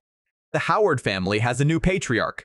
Abel assumed leadership and immediately announced the dissolution of the number school, the mathematical institution the Howards built their entire dynasty around. Blair thinks that's actually the smartest move possible. If the foundation was built on lies, tearing it down is the only way to rebuild credibility. He wonders what happened inside that family to trigger such a drastic decision. Brittany appears behind him, still half asleep, hair slightly messy, wearing what can only be described as the bare minimum amount of clothing required to not be technically naked. She mumbles good morning while rubbing her eyes, completely oblivious to the fact that she looks like the cover of a magazine that gets mailed in a brown paper bag. Blair returns the greeting while physically fighting every nerve in his body to not look down. The woman starts scolding him. She told him to wake her up last night and he forgot. Blair says he did forget. This is a lie. He absolutely remembered. He just valued his continued survival. Brittany calls him a bad boy. Then she leans in and says she knows he didn't really forget, and she also knows that he knows the devil's number and is just teasing her by not revealing it. She says all of this while standing close enough that certain parts of her anatomy are staging a full-scale prison break from her top. Blair's nose erupts like a broken faucet, blood everywhere. Brittany sees the nosebleed, looks down at herself, realizes what she's wearing, freezes in pure horror, and then slaps him across the face while screaming, "Pervert." The blush was not from the fire magic. Our boy stands there with a handprint on his cheek and blood on his shirt, wondering if he's ever going to survive a single morning in this house. In the kitchen, Blair starts making breakfast while wearing Brittany's palm print like a badge of dishonor. She apologizes, saying the slap was a reflex. He tells her she's a completely different person when she first wakes up. She gets embarrassed and asks if her morning personality is annoying. Blair says no, he doesn't dislike her either way. That answer lands softer than he intended. Brittany blushes, thanks him for understanding, and Blair mentally congratulates himself for successfully diffusing a situation that was 3 seconds away from him getting slapped again. He starts mixing eggs with red berries. Brittany asks what he's making. He says scrambled eggs with tomatoes, a staple from his hometown. She's never heard of either the dish or the ingredient. He finishes cooking, plates the food, and explains that where he's from, this is what everyone eats for breakfast. The nostalgia hits him quietly. This was the dish he always made back in his real life. Before he leaves for school, Brittany stops him. She notices a stain on his shirt and pulls out a cloth to wipe it off. The gesture is so domestic, so casually intimate, that Blair freezes mid-step and turns red for the 4th time this morning. She finishes cleaning, tells him to be careful at school, and sends him off. Alone at the table, Brittany stares at the eggs with deep suspicion. They look weird. They smell different. She takes a tentative bite. The flavor hits her like a revelation. The fragrance of the eggs, the sweet freshness of the tomato. Her eyes go wide. Her toes curl. She shivers, and not from the cold. This woman is having a spiritual experience over scrambled eggs. One more line like that, and this stops being a cooking scene. She devours the entire plate while Blair, across town at the academy, sits at his desk with his stomach growling because the idiot forgot to eat his own breakfast before rushing out. In class, the girls are gossiping about two things: the handsome new head of the Howard family and the mysterious genius who solved the 7 bridges and proposed the devil's number before vanishing without a trace. One girl says her uncle told her the mystery person is the same age as them and specifically asked to remain anonymous. Another girl says that's impossible. Someone who shook the entire mathematical world has to be an elderly scholar, not a kid. Meanwhile, right behind them, The actual mystery person is trying not to fall asleep at his desk. Isabel leans over and asks Blair directly if he really doesn't know how to express the devil's number. He says flatly that he doesn't know everything and he's already shared all he can. She slams her hand on the desk and accuses him of lying. Before they can properly argue, a cheerful voice interrupts. Alice has strolled into the second-year classroom like she owns it. She greets Blair with a flying kiss that catches him completely off guard. Isabel demands to know why a third year is in their room. The boys in class notice two of the academy's most beautiful girls standing next to Blair, and the jealousy is instant and visible. One kid with freckles just sits there questioning the fundamental fairness of the universe. Alice gets close to Blair and asks about the devil's number. His stomach, which has been staging a protest since he skipped breakfast, chooses this exact moment to growl loud enough for the entire room to hear. The embarrassment is catastrophic. Alice grins. Isabel calls him a pig. Alice pulls out a gorgeous-looking bread roll and offers it to Blair, saying she accidentally brought extra. Our boy's mouth waters so hard his dignity files for bankruptcy. He accepts the bread and calls Alice a good person. Isabel yanks his cheek and scolds him for taking food from a stranger. Blair says he tried to refuse, but the bread was too beautiful. Isabel snaps that he should have asked her for food. He reminds her that she literally just called him a pig. She shouts that she doesn't care. The logic here is airtight and completely insane. Alice points out that it's only natural to feed a once-in-a-lifetime genius. Isabel, now operating on pure competitive rage, produces her own extra bread that she totally just happened to bring and tells Blair to eat hers instead and return Alice's. Alice teases her for being jealous despite them not even dating.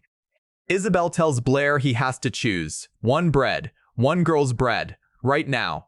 The tension between these two women over baked goods has reached levels that would qualify as an international incident. Blair takes Isabel's bread. She celebrates. Alice's eye twitches. And then our boy shoves both pieces of bread into his mouth simultaneously. He's sweating. His cheeks are bulging. He's chewing with the desperation of a man trying to solve a crisis through caloric intake. For a terrifying moment, it looks like he's going to choke and die right there, killed not by magic, not by assassins, but by competitive sandwich consumption. The bread finally makes it down his throat. With tears streaming down his face, he compliments both of them and says the bread was delicious. His classmates are staring with genuine medical concern. Isabel is glowing because she thinks he wolfed hers down first out of love for her cooking. Meanwhile, Alice notices a crumb on Blair's face, reaches over, wipes it off with her finger, puts it in her own mouth, and licks it clean while making direct eye contact with him. That was less a breakfast moment and more a public her violation. Isabel's anger reaches a temperature that fire magic couldn't match. The bell rings. Alice says goodbye, and Blair watches her leave with an expression that Isabel immediately identifies as perverted. She points at him menacingly and says she'll be waiting after class. He agrees because at this point resistance is futile. Both girls leave. The door slams. Blair exhales like a man who just survived a hostage negotiation. Toby immediately appears, pinching his cheek, asking when he started hanging out with Alice. Blair says he met her a few nights ago. Toby's eyebrows shoot into orbit. Blair clarifies it was at an academic conference that Brittany took him to, not whatever Toby's filthy mind was constructing. Toby remembers the news about the conference and asks if that was the one where the devil's number was revealed. Blair cuts him off because Brittany has arrived for class. During the lesson, Blair solves the board problem instantly because of course he does. Brittany splits the class into discussion groups and quietly slips Blair a bread roll, whispering that she noticed he didn't eat breakfast.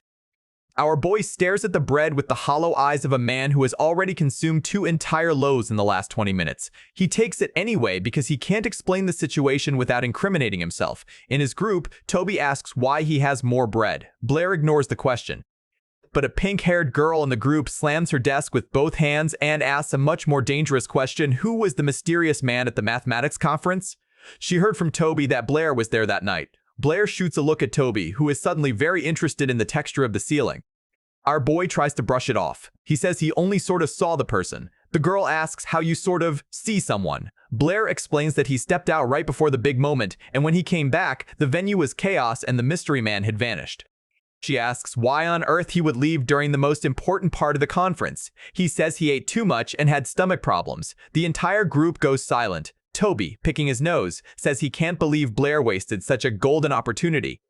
The pink-haired girl waves off the disappointment, saying just being invited to an event like that is impressive enough. She then pivots since Blair is so talented at math. Would he consider coming to her house as a private tutor? She says she has tons of questions, and if he gets tired, their huge mansion has plenty of rooms where he can rest. Toby raises an eyebrow and asks if she really just wants to study math. The girl gets offended and insists she's purely studious. Meanwhile, Jasmine sits quietly in the back, watching the whole exchange with an expression that says she's connecting dots nobody else has noticed yet. The bell rings. Classes end. Blair lets out the deepest breath of his life because he successfully dodged Isabel after class, a feat that deserves its own academic certification. With some rare free time, he decides to head outside and practice magic. He needs to keep sharpening his skills, especially the multi-element control he's been developing in secret. But as he's walking toward his usual training spot, a voice calls out from the shadows asking since when he's been so interested in practicing magic. Blair stops. A hooded figure stands in front of him. Before he can even process what's happening, the figure lunges and presses a blade against his throat. The cold edge sits right on his skin. Blair freezes and asks who the hell is threatening him. The hood falls back and reveals blue hair. It's Jasmine. She tells him not to move because the dagger is very sharp.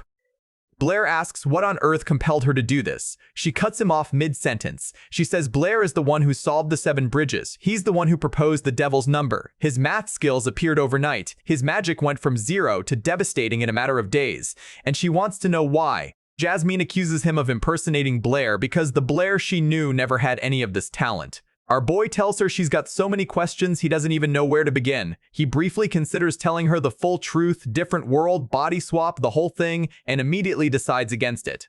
Some truths are better kept locked in the vault. Jasmine, not buying his calm demeanor, suddenly grabs his cheeks and starts pulling. She's convinced he's wearing a disguise and is trying to rip it off with some kind of detection technique. She yanks, she stretches. She twists his face like she's trying to remove a stubborn mask from a mannequin. The only thing she reveals is that Blair has very real, very sore cheeks. He retaliates by kicking her foot. Jasmine loses her balance and starts toppling backward, her eyes going wide as she braces for impact with the ground. She never hits it. Blair catches her mid-fall, one arm around her back, stopping her inches from the dirt. For a brief second, their faces are extremely close. Jasmine blushes. Blair maintains an absolutely unreadable expression. The man's face is a locked safe. She snaps out of it and tells him to let go. He complies, but tells her that in exchange, she needs to stop pointing that spoon at his neck. Spoon. He's been calling it a spoon this whole time. The deadly weapon she was brandishing was a glorified utensil, and Blair clocked it the moment it touched his skin. He firmly states that he really is Blair. Jasmine, still flustered, demands he let go first, which he already did, and then asks how he suddenly became so gifted in both magic and math. Why does he speak differently? Why does everything about him feel like a completely different person? Blair decides to give her a version of the truth. He says he is Blair, but he's not the same Blair she knew. One day, he had a very long dream, and when he woke up, everything was different. He tells her about a world with no magic, a world where people didn't cast spells or summon elements because they didn't need to. Instead, they built machines. Technology so advanced it could accomplish things magic couldn't even imagine. They explored beyond their own planet. They traveled through the stars, reached other worlds, and in that place, he was just a math teacher. That's where all his knowledge comes from. He even remembers one of his students, a girl who looked remarkably like Jasmine, raising her hand to ask if you could really cross the sky and visit other planets. He told her yes. There are countless worlds out there. The class laughed at him for being a lame teacher, but he meant every word. As the sun dips low and golden light floods through the windows, Blair apologizes for cutting the story short. He says that after that long dream, he simply woke up in this body with his current abilities and missing some of his memories. Jasmine listens to every word. She doesn't interrupt. She doesn't argue. When he finishes, she quietly says she believes him. Not because the story makes perfect logical sense, but because the original Blair used to say the same kinds of things. He was always more interested in science than magic. He used to talk about wanting to live in a world without magical abilities, probably because he never had any himself. She tells Blair she thinks he has amnesia and promises to help him recover his lost memories. Blair goes along with it. He takes her hand and thanks her sincerely for everything. Jasmine's face goes instantly red. She panics, stammers something about definitely bringing his memories back so he should rest easy, and then practically vibrates out of the conversation. Our boy watches her go, quietly relieved. That's the first person he's told even a fraction of the truth to, and she didn't call him crazy. She just accepted it and offered to help. This world keeps surprising him. Sometime later, Blair is walking through the academy hallway lost in thought when a pair of enormous hands grab him from behind and yank him off the ground. It's Toby, who apparently greets people by attempting to suplex them.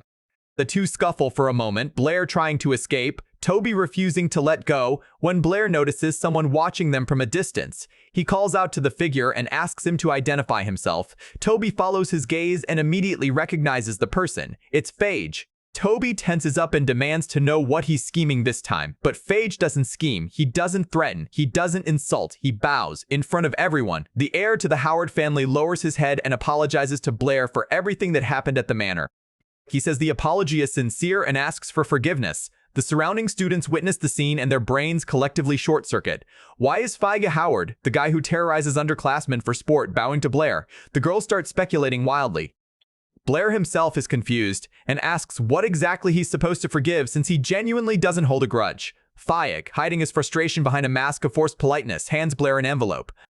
It's a formal invitation from his brother Abel, the new Howard Patriarch, to attend an explanatory meeting tonight with the kingdom's entire mathematics community. Toby immediately advises Blair not to go. He says it's obviously a trap, but Blair reads the invitation, thinks it over, and decides to attend anyway.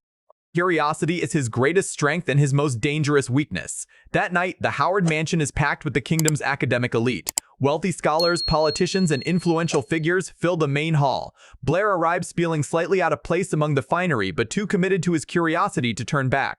Isabel materializes out of nowhere and pinches his ear, scolding him for not waiting for her after class. Brittany appears shortly after, surprised he came, and informs him that the entire mathematics community showed up on their own, no invitations needed. The Howard family calling an emergency meeting was news big enough to draw everyone, but nobody else received a personal invitation like Blair did. That detail sits in the back of his mind like a warning light. Alice arrives and immediately starts playing with Blair's already abused ear, which turns his face red while simultaneously detonating Isabel's blood pressure. The two girls lock eyes with the kind of energy that precedes natural disasters. Brittany intervenes and herds everyone into the venue before a catfight erupts in formal attire. As they enter the hall, Blair notices something on the wall, or rather the absence of something. The famous Seven Bridges painting has been removed. Only a blank frame remains. Brittany stares at the empty space and quietly wonders what Abel is planning. Blair asks if she knows him. She says they were classmates years ago. Abel was brilliant, a man who lived and breathed mathematics, and was on track to become a teacher at the academy before he vanished 3 years ago without explanation. She was shocked when she learned he'd resurfaced as the Howard Patriarch. Inside a private room, Abel sits at his desk reviewing papers. Phage enters and tells him everyone is waiting. Abel casually responds that his brother has clearly never been in love because making your audience wait only builds anticipation. He asks if Blair came. Feige says there were too many people to be sure. Abel puts a hand on his brother's shoulder and assures him that he's not their father. Feige doesn't need to be afraid anymore. Then he says it's time to begin a new chapter for the Howard family. The brothers enter the main hall. Abel walks with the grace of someone who's rehearsed this moment 1,000 times, calm, poised, completely in control. Phage trails behind him looking like he'd rather be literally anywhere else. The crowd takes one look at the new patriarch and realizes just how young he is. Abel greets everyone, introduces himself, thanks them for coming, and then pulls a small book from his coat. He says he'll get right to the point, but first he needs to share something about the family's past. Blair eyes the book and wonders what it contains. Abel explains that the book is the personal journal of the first Howard Patriarch, the man who supposedly solved the Seven Bridges problem. The truth, as recorded in his own handwriting, is far less heroic. The first patriarch spent years walking the bridges like every other scholar, searching for a non-repeating route. One day, he believed he found one. He was so excited that he immediately announced his success and promised a public demonstration the next morning. But that night, when he returned to the bridges to verify his route, he realized he'd made a catastrophic error. He hadn't found a solution, he'd simply misremembered his own path and confused it for success. The man knew that by morning, he would be humiliated in front of the entire kingdom. The shame was so crushing that he threw himself into the river. He left behind a detailed journal documenting his mistake and begging future generations to tell the truth. His descendants ignored his dying wish. They hid the journal, fabricated a story about him drowning with his proof, and built the family's entire reputation on a lie for centuries. Until today, Abel bows deeply. He says the truth cannot be hidden forever. The Howard family is prepared to face the consequences. Phage watches his brother from behind, stunned by the courage it took to say all of that in front of the people his family spent generations deceiving. The crowd erupts into heated discussion. Blair, watching from the audience, quietly respects what Abel just did. Revealing the truth was the harder path. It will bring backlash and shame on the family's name. But the first patriarch's honor, the honor of a man who made an honest mistake and begged for transparency, is finally preserved. A woman in the audience asks if Abel disbanded the number school as atonement for the lie.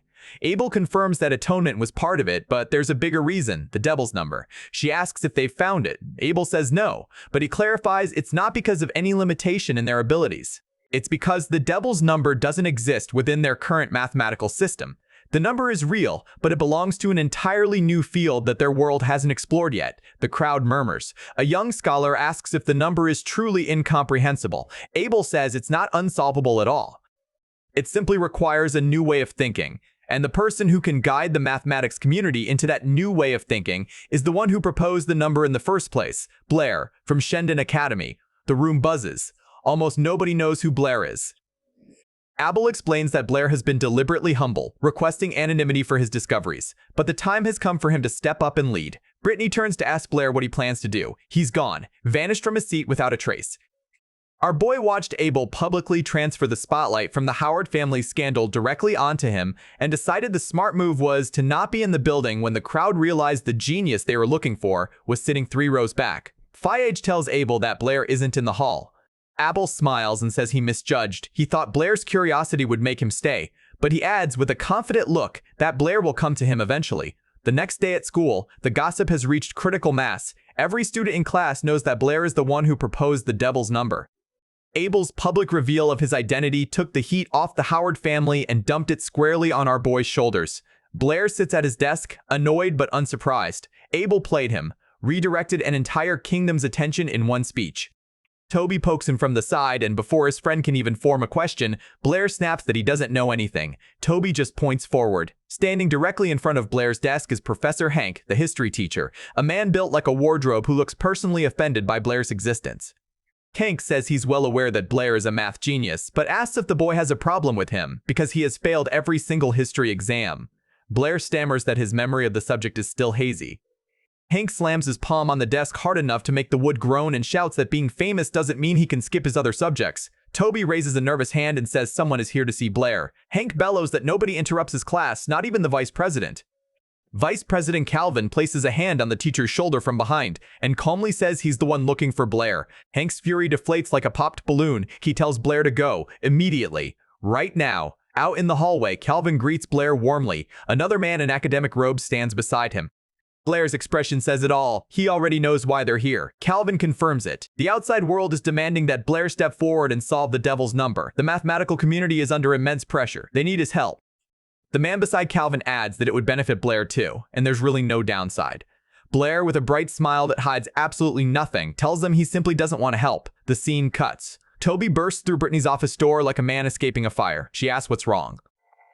Toby, gasping for air, tells her Blair was taken. Brittany's expression goes from concern to lethal in about half a second. Meanwhile, Blair is sitting in a conference room surrounded by the most powerful academic figures in the kingdom. 4 associate deans, 3 vice presidents of the Mathematical Society, over a dozen deacons waiting outside the door. They've assembled an intellectual firing squad specifically to pressure one teenager into revealing a number. Calvin tells Blair that since he introduced the devil's number, it's his responsibility to help the community understand it. Blair fires back, why does everyone keep calling the truth devilish? The deans bristle, but Calvin silences them. He asks directly, can the devil's number truly not be expressed as a ratio of whole numbers? Blair confirms, and he goes further. It's not just this one number. The square root of 2, 3, 5, there are infinitely many numbers that can't be expressed as ratios of integers, an entire class of numbers that their world has never encountered. The scholars stare at him in stunned silence. Calvin pleads for his help. Blair refuses. He says he knows what they're really afraid of, the idea that centuries of accepted mathematical truth might be wrong. He tells them that fear is the most natural response to the unknown and there's no shame in it. In his hometown, entire generations fought to push past that fear in pursuit of truth. The key isn't having the answer handed to you, it's finding the courage to seek it yourself. If he just tells them everything, it robs the entire mathematical community of its greatest opportunity for growth. He says he believes they have the courage to face this challenge on their own. After all, the history of humanity is the history of courage. The room goes quiet. Then, one by one, every scholar and official in that room bows their head to Blair. Calvin says he's right. He apologizes for their impatience. He thanks Blair for his guidance and promises the mathematical community will never forget what he's done for them. Blair tries to wave it off, but before he can finish his sentence, the door explodes off its hinges. The heavy wooden slab rockets into the room, catches a scholar dead in the chest, sends him tumbling into a chair, and both of them go skidding across the floor. Everyone ducks, papers scatter, a windstorm fills the hallway, and standing in the doorway, radiating enough magical energy to flatten a building, is Professor Brittany. She has a whirlwind in each hand. Her eyes are burning with the kind of fury usually reserved for final boss encounters. She asks, in a voice that makes the air itself flinch, what they did to her, Blair. Every scholar in the room collectively soils their academic credentials. Blair raises both hands and waves at her from across the room like a man flagging down a rescue helicopter. He tells her he's right here and that they were just having a conversation. Brittany looks around. She sees the bowing scholars, the scattered papers, the complete absence of any threat whatsoever. The color drains from her rage and floods directly into her embarrassment. She drops the whirlwinds, stands up straight, and profusely apologizes to every dean and vice president in the room. Calvin tells her it's understandable. Blair is her beloved student, and they were partly at fault for taking him without notice. Brittany just stands there, frozen in the specific kind of mortification that comes from blowing a door off its hinges to rescue someone from a polite meeting. They walk home together in the hallway. Brittany explains that when Toby told her Blair was taken, she panicked and assumed the worst. Blair tells her to relax. With this many students at the academy, nobody would actually try to hurt him. She nods, still looking a little embarrassed. But under the shame, there's something else in her expression, something warm. She went full combat mode the second she thought he was in danger. No hesitation, no calculation, just pure protective instinct. And Blair, walking beside her in the fading light, quietly files that away as one of the most important things anyone in this world has ever done for him. As they walk, Brittany says she has a question she's been meaning to ask. Blair tells her to go ahead. She asks why he introduced the devil's number in the first place, knowing it would throw the entire mathematics community into chaos. Blair plays innocent. He says he was just following mathematical tradition by posing a counter question. He didn't expect it to lead to the discovery of an entirely new class of numbers. Brittany doesn't seem fully satisfied with that answer, but before Blair can elaborate, she pivots to a completely different question. She asks, while looking away in embarrassment, if he likes Isabel. Blair's brain stalls. He has no idea where this came from or what to say. In Brittany's head, an entire romantic drama has already been constructed. She's convinced that Blair confronted Feig at the Howard Mansion because he was jealous that Feig was pursuing Isabel. The math, the Seven Bridges proof, the diagonal question, all of it was apparently a jealous boyfriend defending his territory. Brittany grabs both of Blair's shoulders, looks him dead in the eyes, and tells him she won't tell anyone. She fully supports his feelings. Blair starts sweating so hard he could fill a bathtub. He opens his mouth to correct this catastrophic misunderstanding, but Brittany has already turned and speed-walked to her office, leaving him standing in the hallway with his mouth open and his dignity in critical condition. He tries to call after her. It doesn't work. She's gone.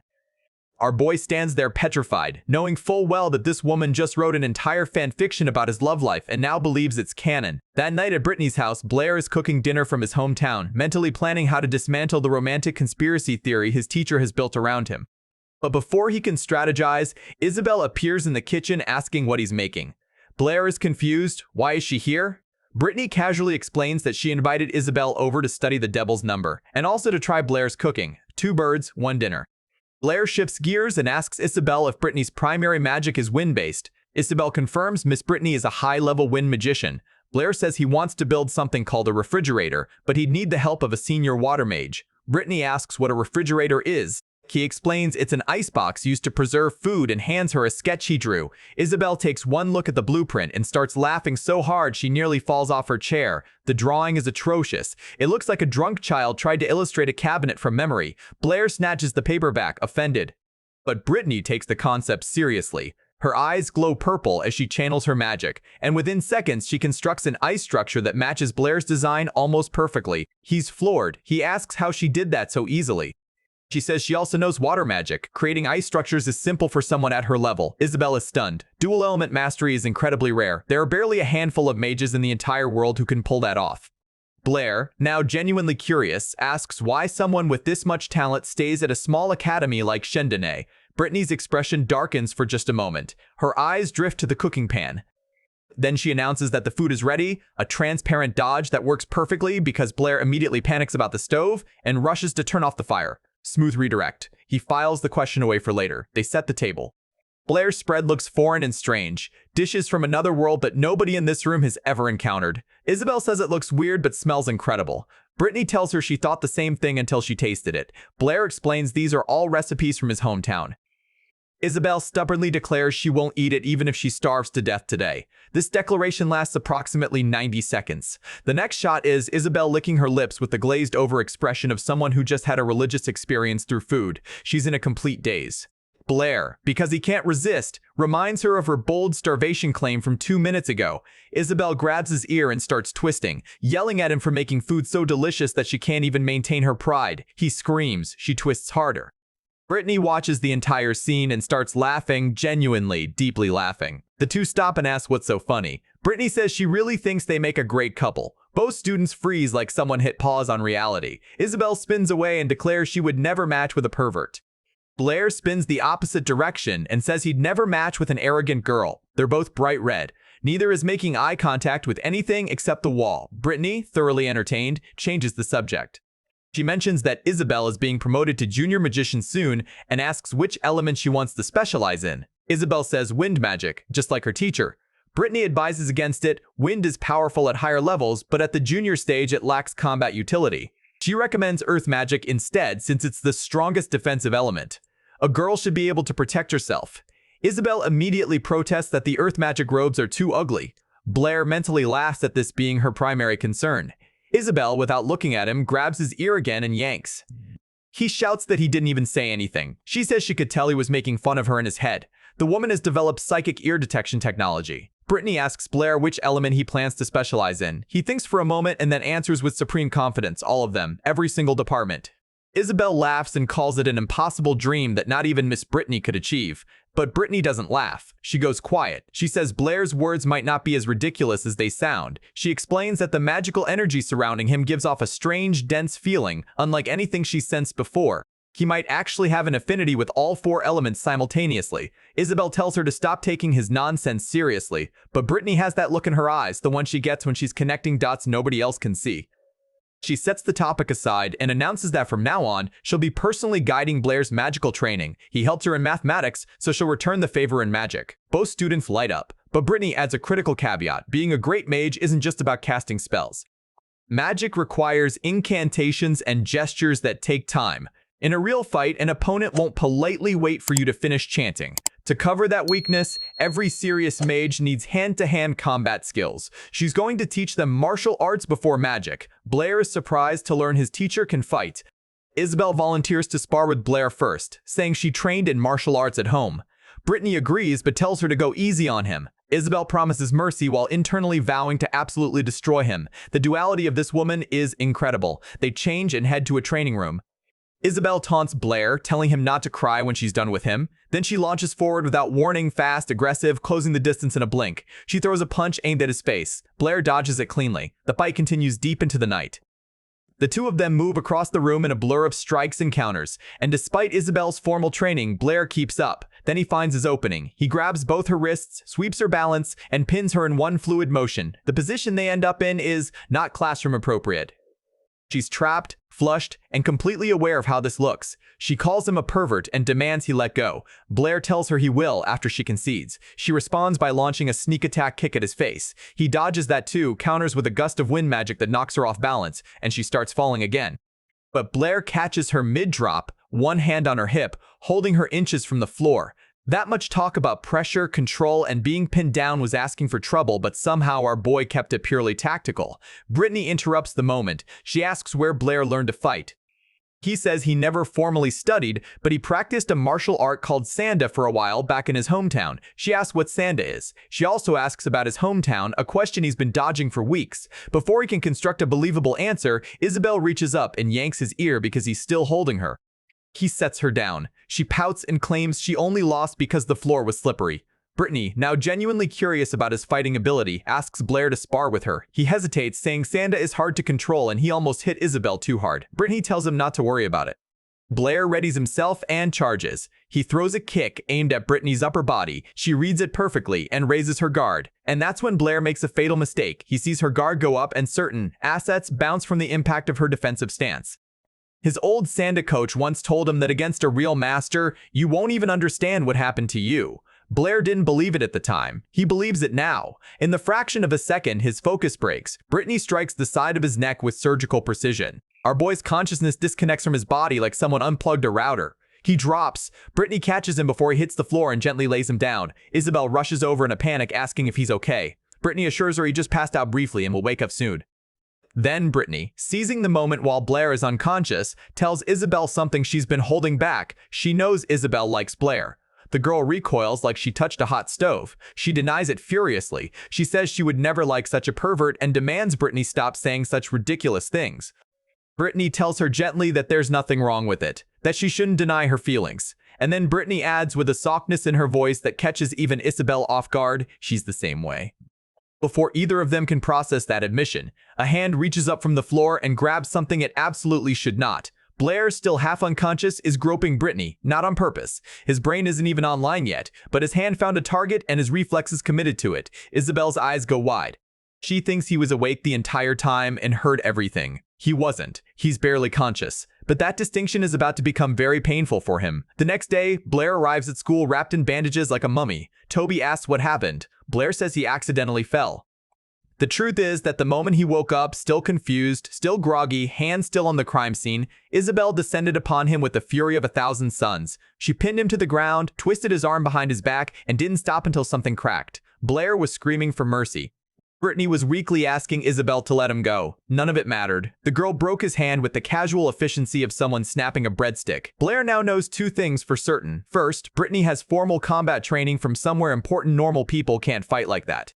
She comes from a background that includes magic, mathematics, and martial arts at a professional level. Something about her story doesn't add up. Second, Isabel's raw grip strength could crush a watermelon. Both of these facts are terrifying. Toby interrupts his thoughts by announcing he's mastered the dual fireball technique Blair taught him. Blair is impressed. That's actually fast progress. Toby volunteers a demonstration. He charges up, channels his flame energy, and activates the spell with maximum effort. Two tiny, pathetic little sparks appear between his palms. They look less like fireballs and more like birthday candles in a windstorm. Blair stares at them for a long, compassionate moment, then tells Toby his magical power has definitely improved from before. He is lying through his teeth. But some truths are better kept locked away. A slice of cake appears in front of Blair's face. It's Alice. She heard he was injured and brought food, correctly guessing he didn't pack lunch again. She shoos Toby away and sits down. Blair tries to refuse, saying he feels bad always eating her food. Alice asks if the cake is good. He admits her baking is the best thing he's ever tasted. She asks if he's had lunch. He says he hasn't.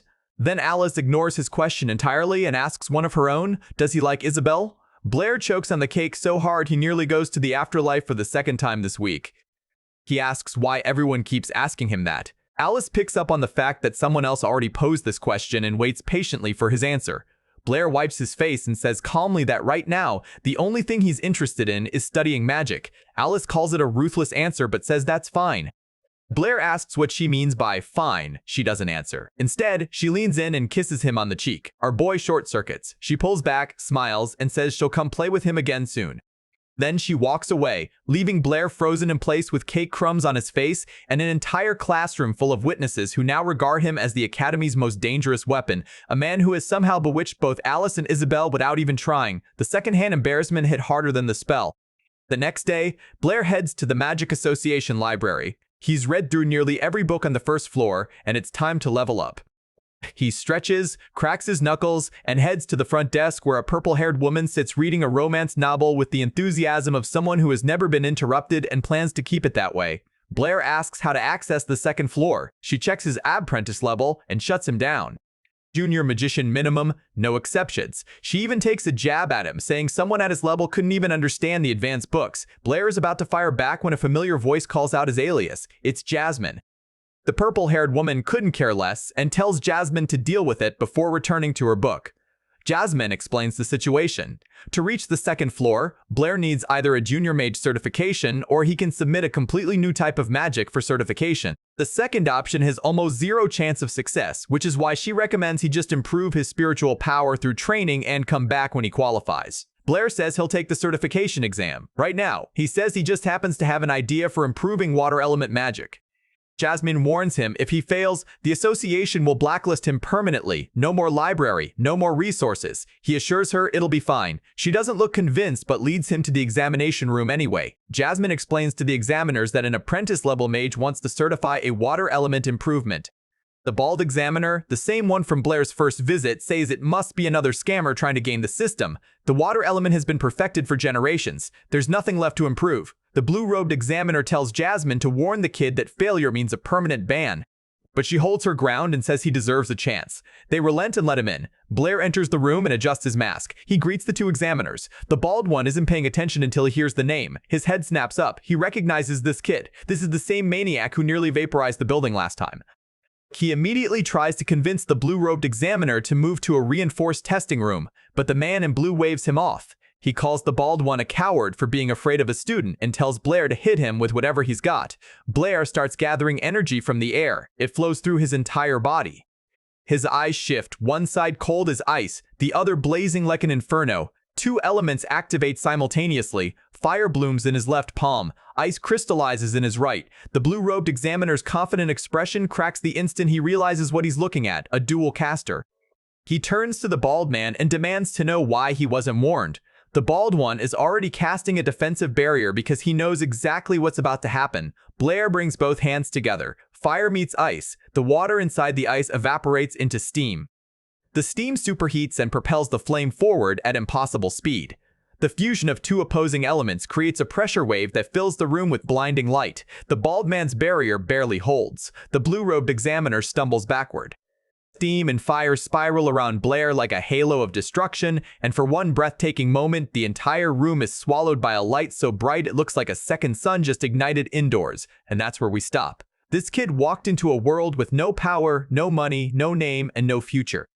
Now he's rewriting mathematical history, fusing elements that shouldn't mix, and making every mage in the kingdom question everything they thought they knew about magic. Blair's just getting started, and this world has absolutely no idea what's coming. The smoke clears. The room looks like a war zone, scorch marks on the walls, steam still hissing from every surface, and two examiners who are seriously reconsidering their career choices. The blue-robed mage, Brady, brushes dust off his clothes and glares at Blair with a mix of fury and fascination.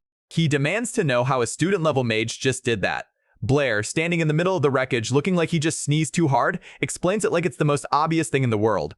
Step 1, create a water ball. Step 2, create a fireball. Step 3, compress both elements together using your hands. When fire and ice merge under pressure, the water inside the ice flash evaporates into steam. That steam superheats and propels the flame forward at massively amplified speed and force. The combined output is exponentially more powerful than either element alone. Simple thermodynamics. Except nobody in this world knows what thermodynamics is, so to them this is basically sorcery wrapped in more sorcery. Brady catches his breath and stares at Blair like he's trying to decide if this kid is a genius or a natural disaster. He's pleased with the result and tells Blair to wait there while he handles something. The examiners leave to report what happened. Jasmine, or Molly, as she's known here at the association, stays behind to keep Blair company. She makes him a cup of tea, which he accepts gratefully. The two sit together in the half-destroyed room, and there's a slightly awkward silence because Molly keeps stealing glances at him but doesn't know what to say. Blair breaks the ice by asking if she's also a mage. She says her skills are nothing compared to his, still replaying the explosion in her head. But Blair waves off the compliment and says he's not that impressive. He hasn't even reached junior level yet. The power of that attack came entirely from the technique, not from raw ability. According to him, using two elements at once is easier than it sounds. It's like doing two different things simultaneously, one with each hand. To prove it, he grabs a piece of paper and starts drawing with both hands at the same time. He slides the paper over to Molly. She looks at the two sketches and says the dog and cat are really cute. Blair corrects her, those are a wolf and a tiger. The secondhand embarrassment from his art skills hits harder than the spell. Molly, trying to recover, says she can also do two things at once. The conversation is light, natural, and for a few minutes, the room doesn't feel like a blast crater. It feels like two friends having tea. Meanwhile, upstairs in Vice President Elton's office, Brady and the bald examiner Andre burst through the door with the urgency of men who just watched a teenager almost level a building. They tell Elton everything, the dual casting, the element fusion, the explosion. Elton doesn't believe a word.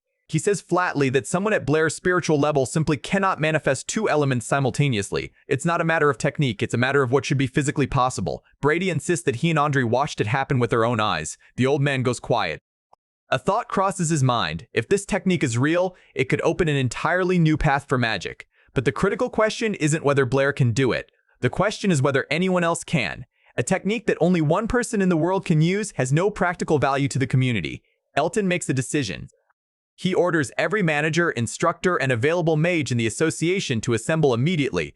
A lot of them are annoyed, some were mid-lesson, others were on break, one guy was clearly napping, but when the vice president gives an order, you show up. A student has developed a technique that requires creating a water ball and a fireball simultaneously, and then merging them. He wants everyone to try replicating it. The room erupts in skepticism. Dual casting? At the same time, several mages scoff and say it's impossible. The purple-haired receptionist from earlier glances at Blair and wonders if he's the one behind this, but immediately dismisses the thought. He's just a student. The mages begin attempting the technique. One of them gets close, fire flickering in one hand, water starting to form in the other.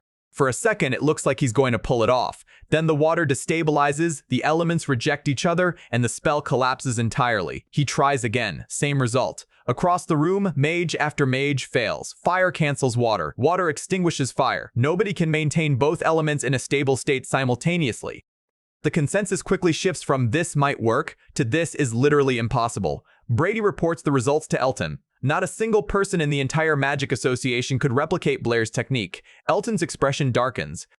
By the rules, a new technique needs to be successfully performed by at least 3 people to qualify for certification. If nobody else can use it, Blair fails the test. They walk toward the room where Blair is waiting, and Brady tries to ask the president something, but Elton cuts him off.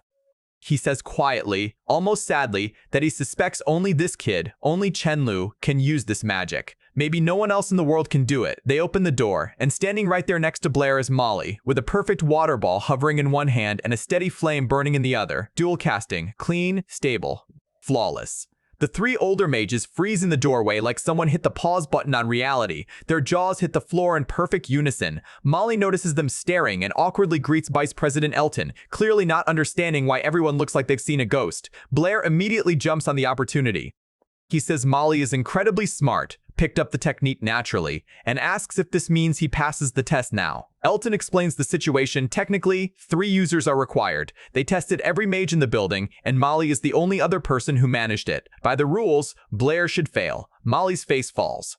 She asks quietly if that means he really won't pass, but Elton raises his hand. He says he's decided to make an exception. This technique has the potential to fundamentally change the future of magic in their world. He's not going to let bureaucracy bury something this important. If you're ready for part 2, make sure you're subscribed and that notification bell is active. We'll see you next time on Crimson Manhwa.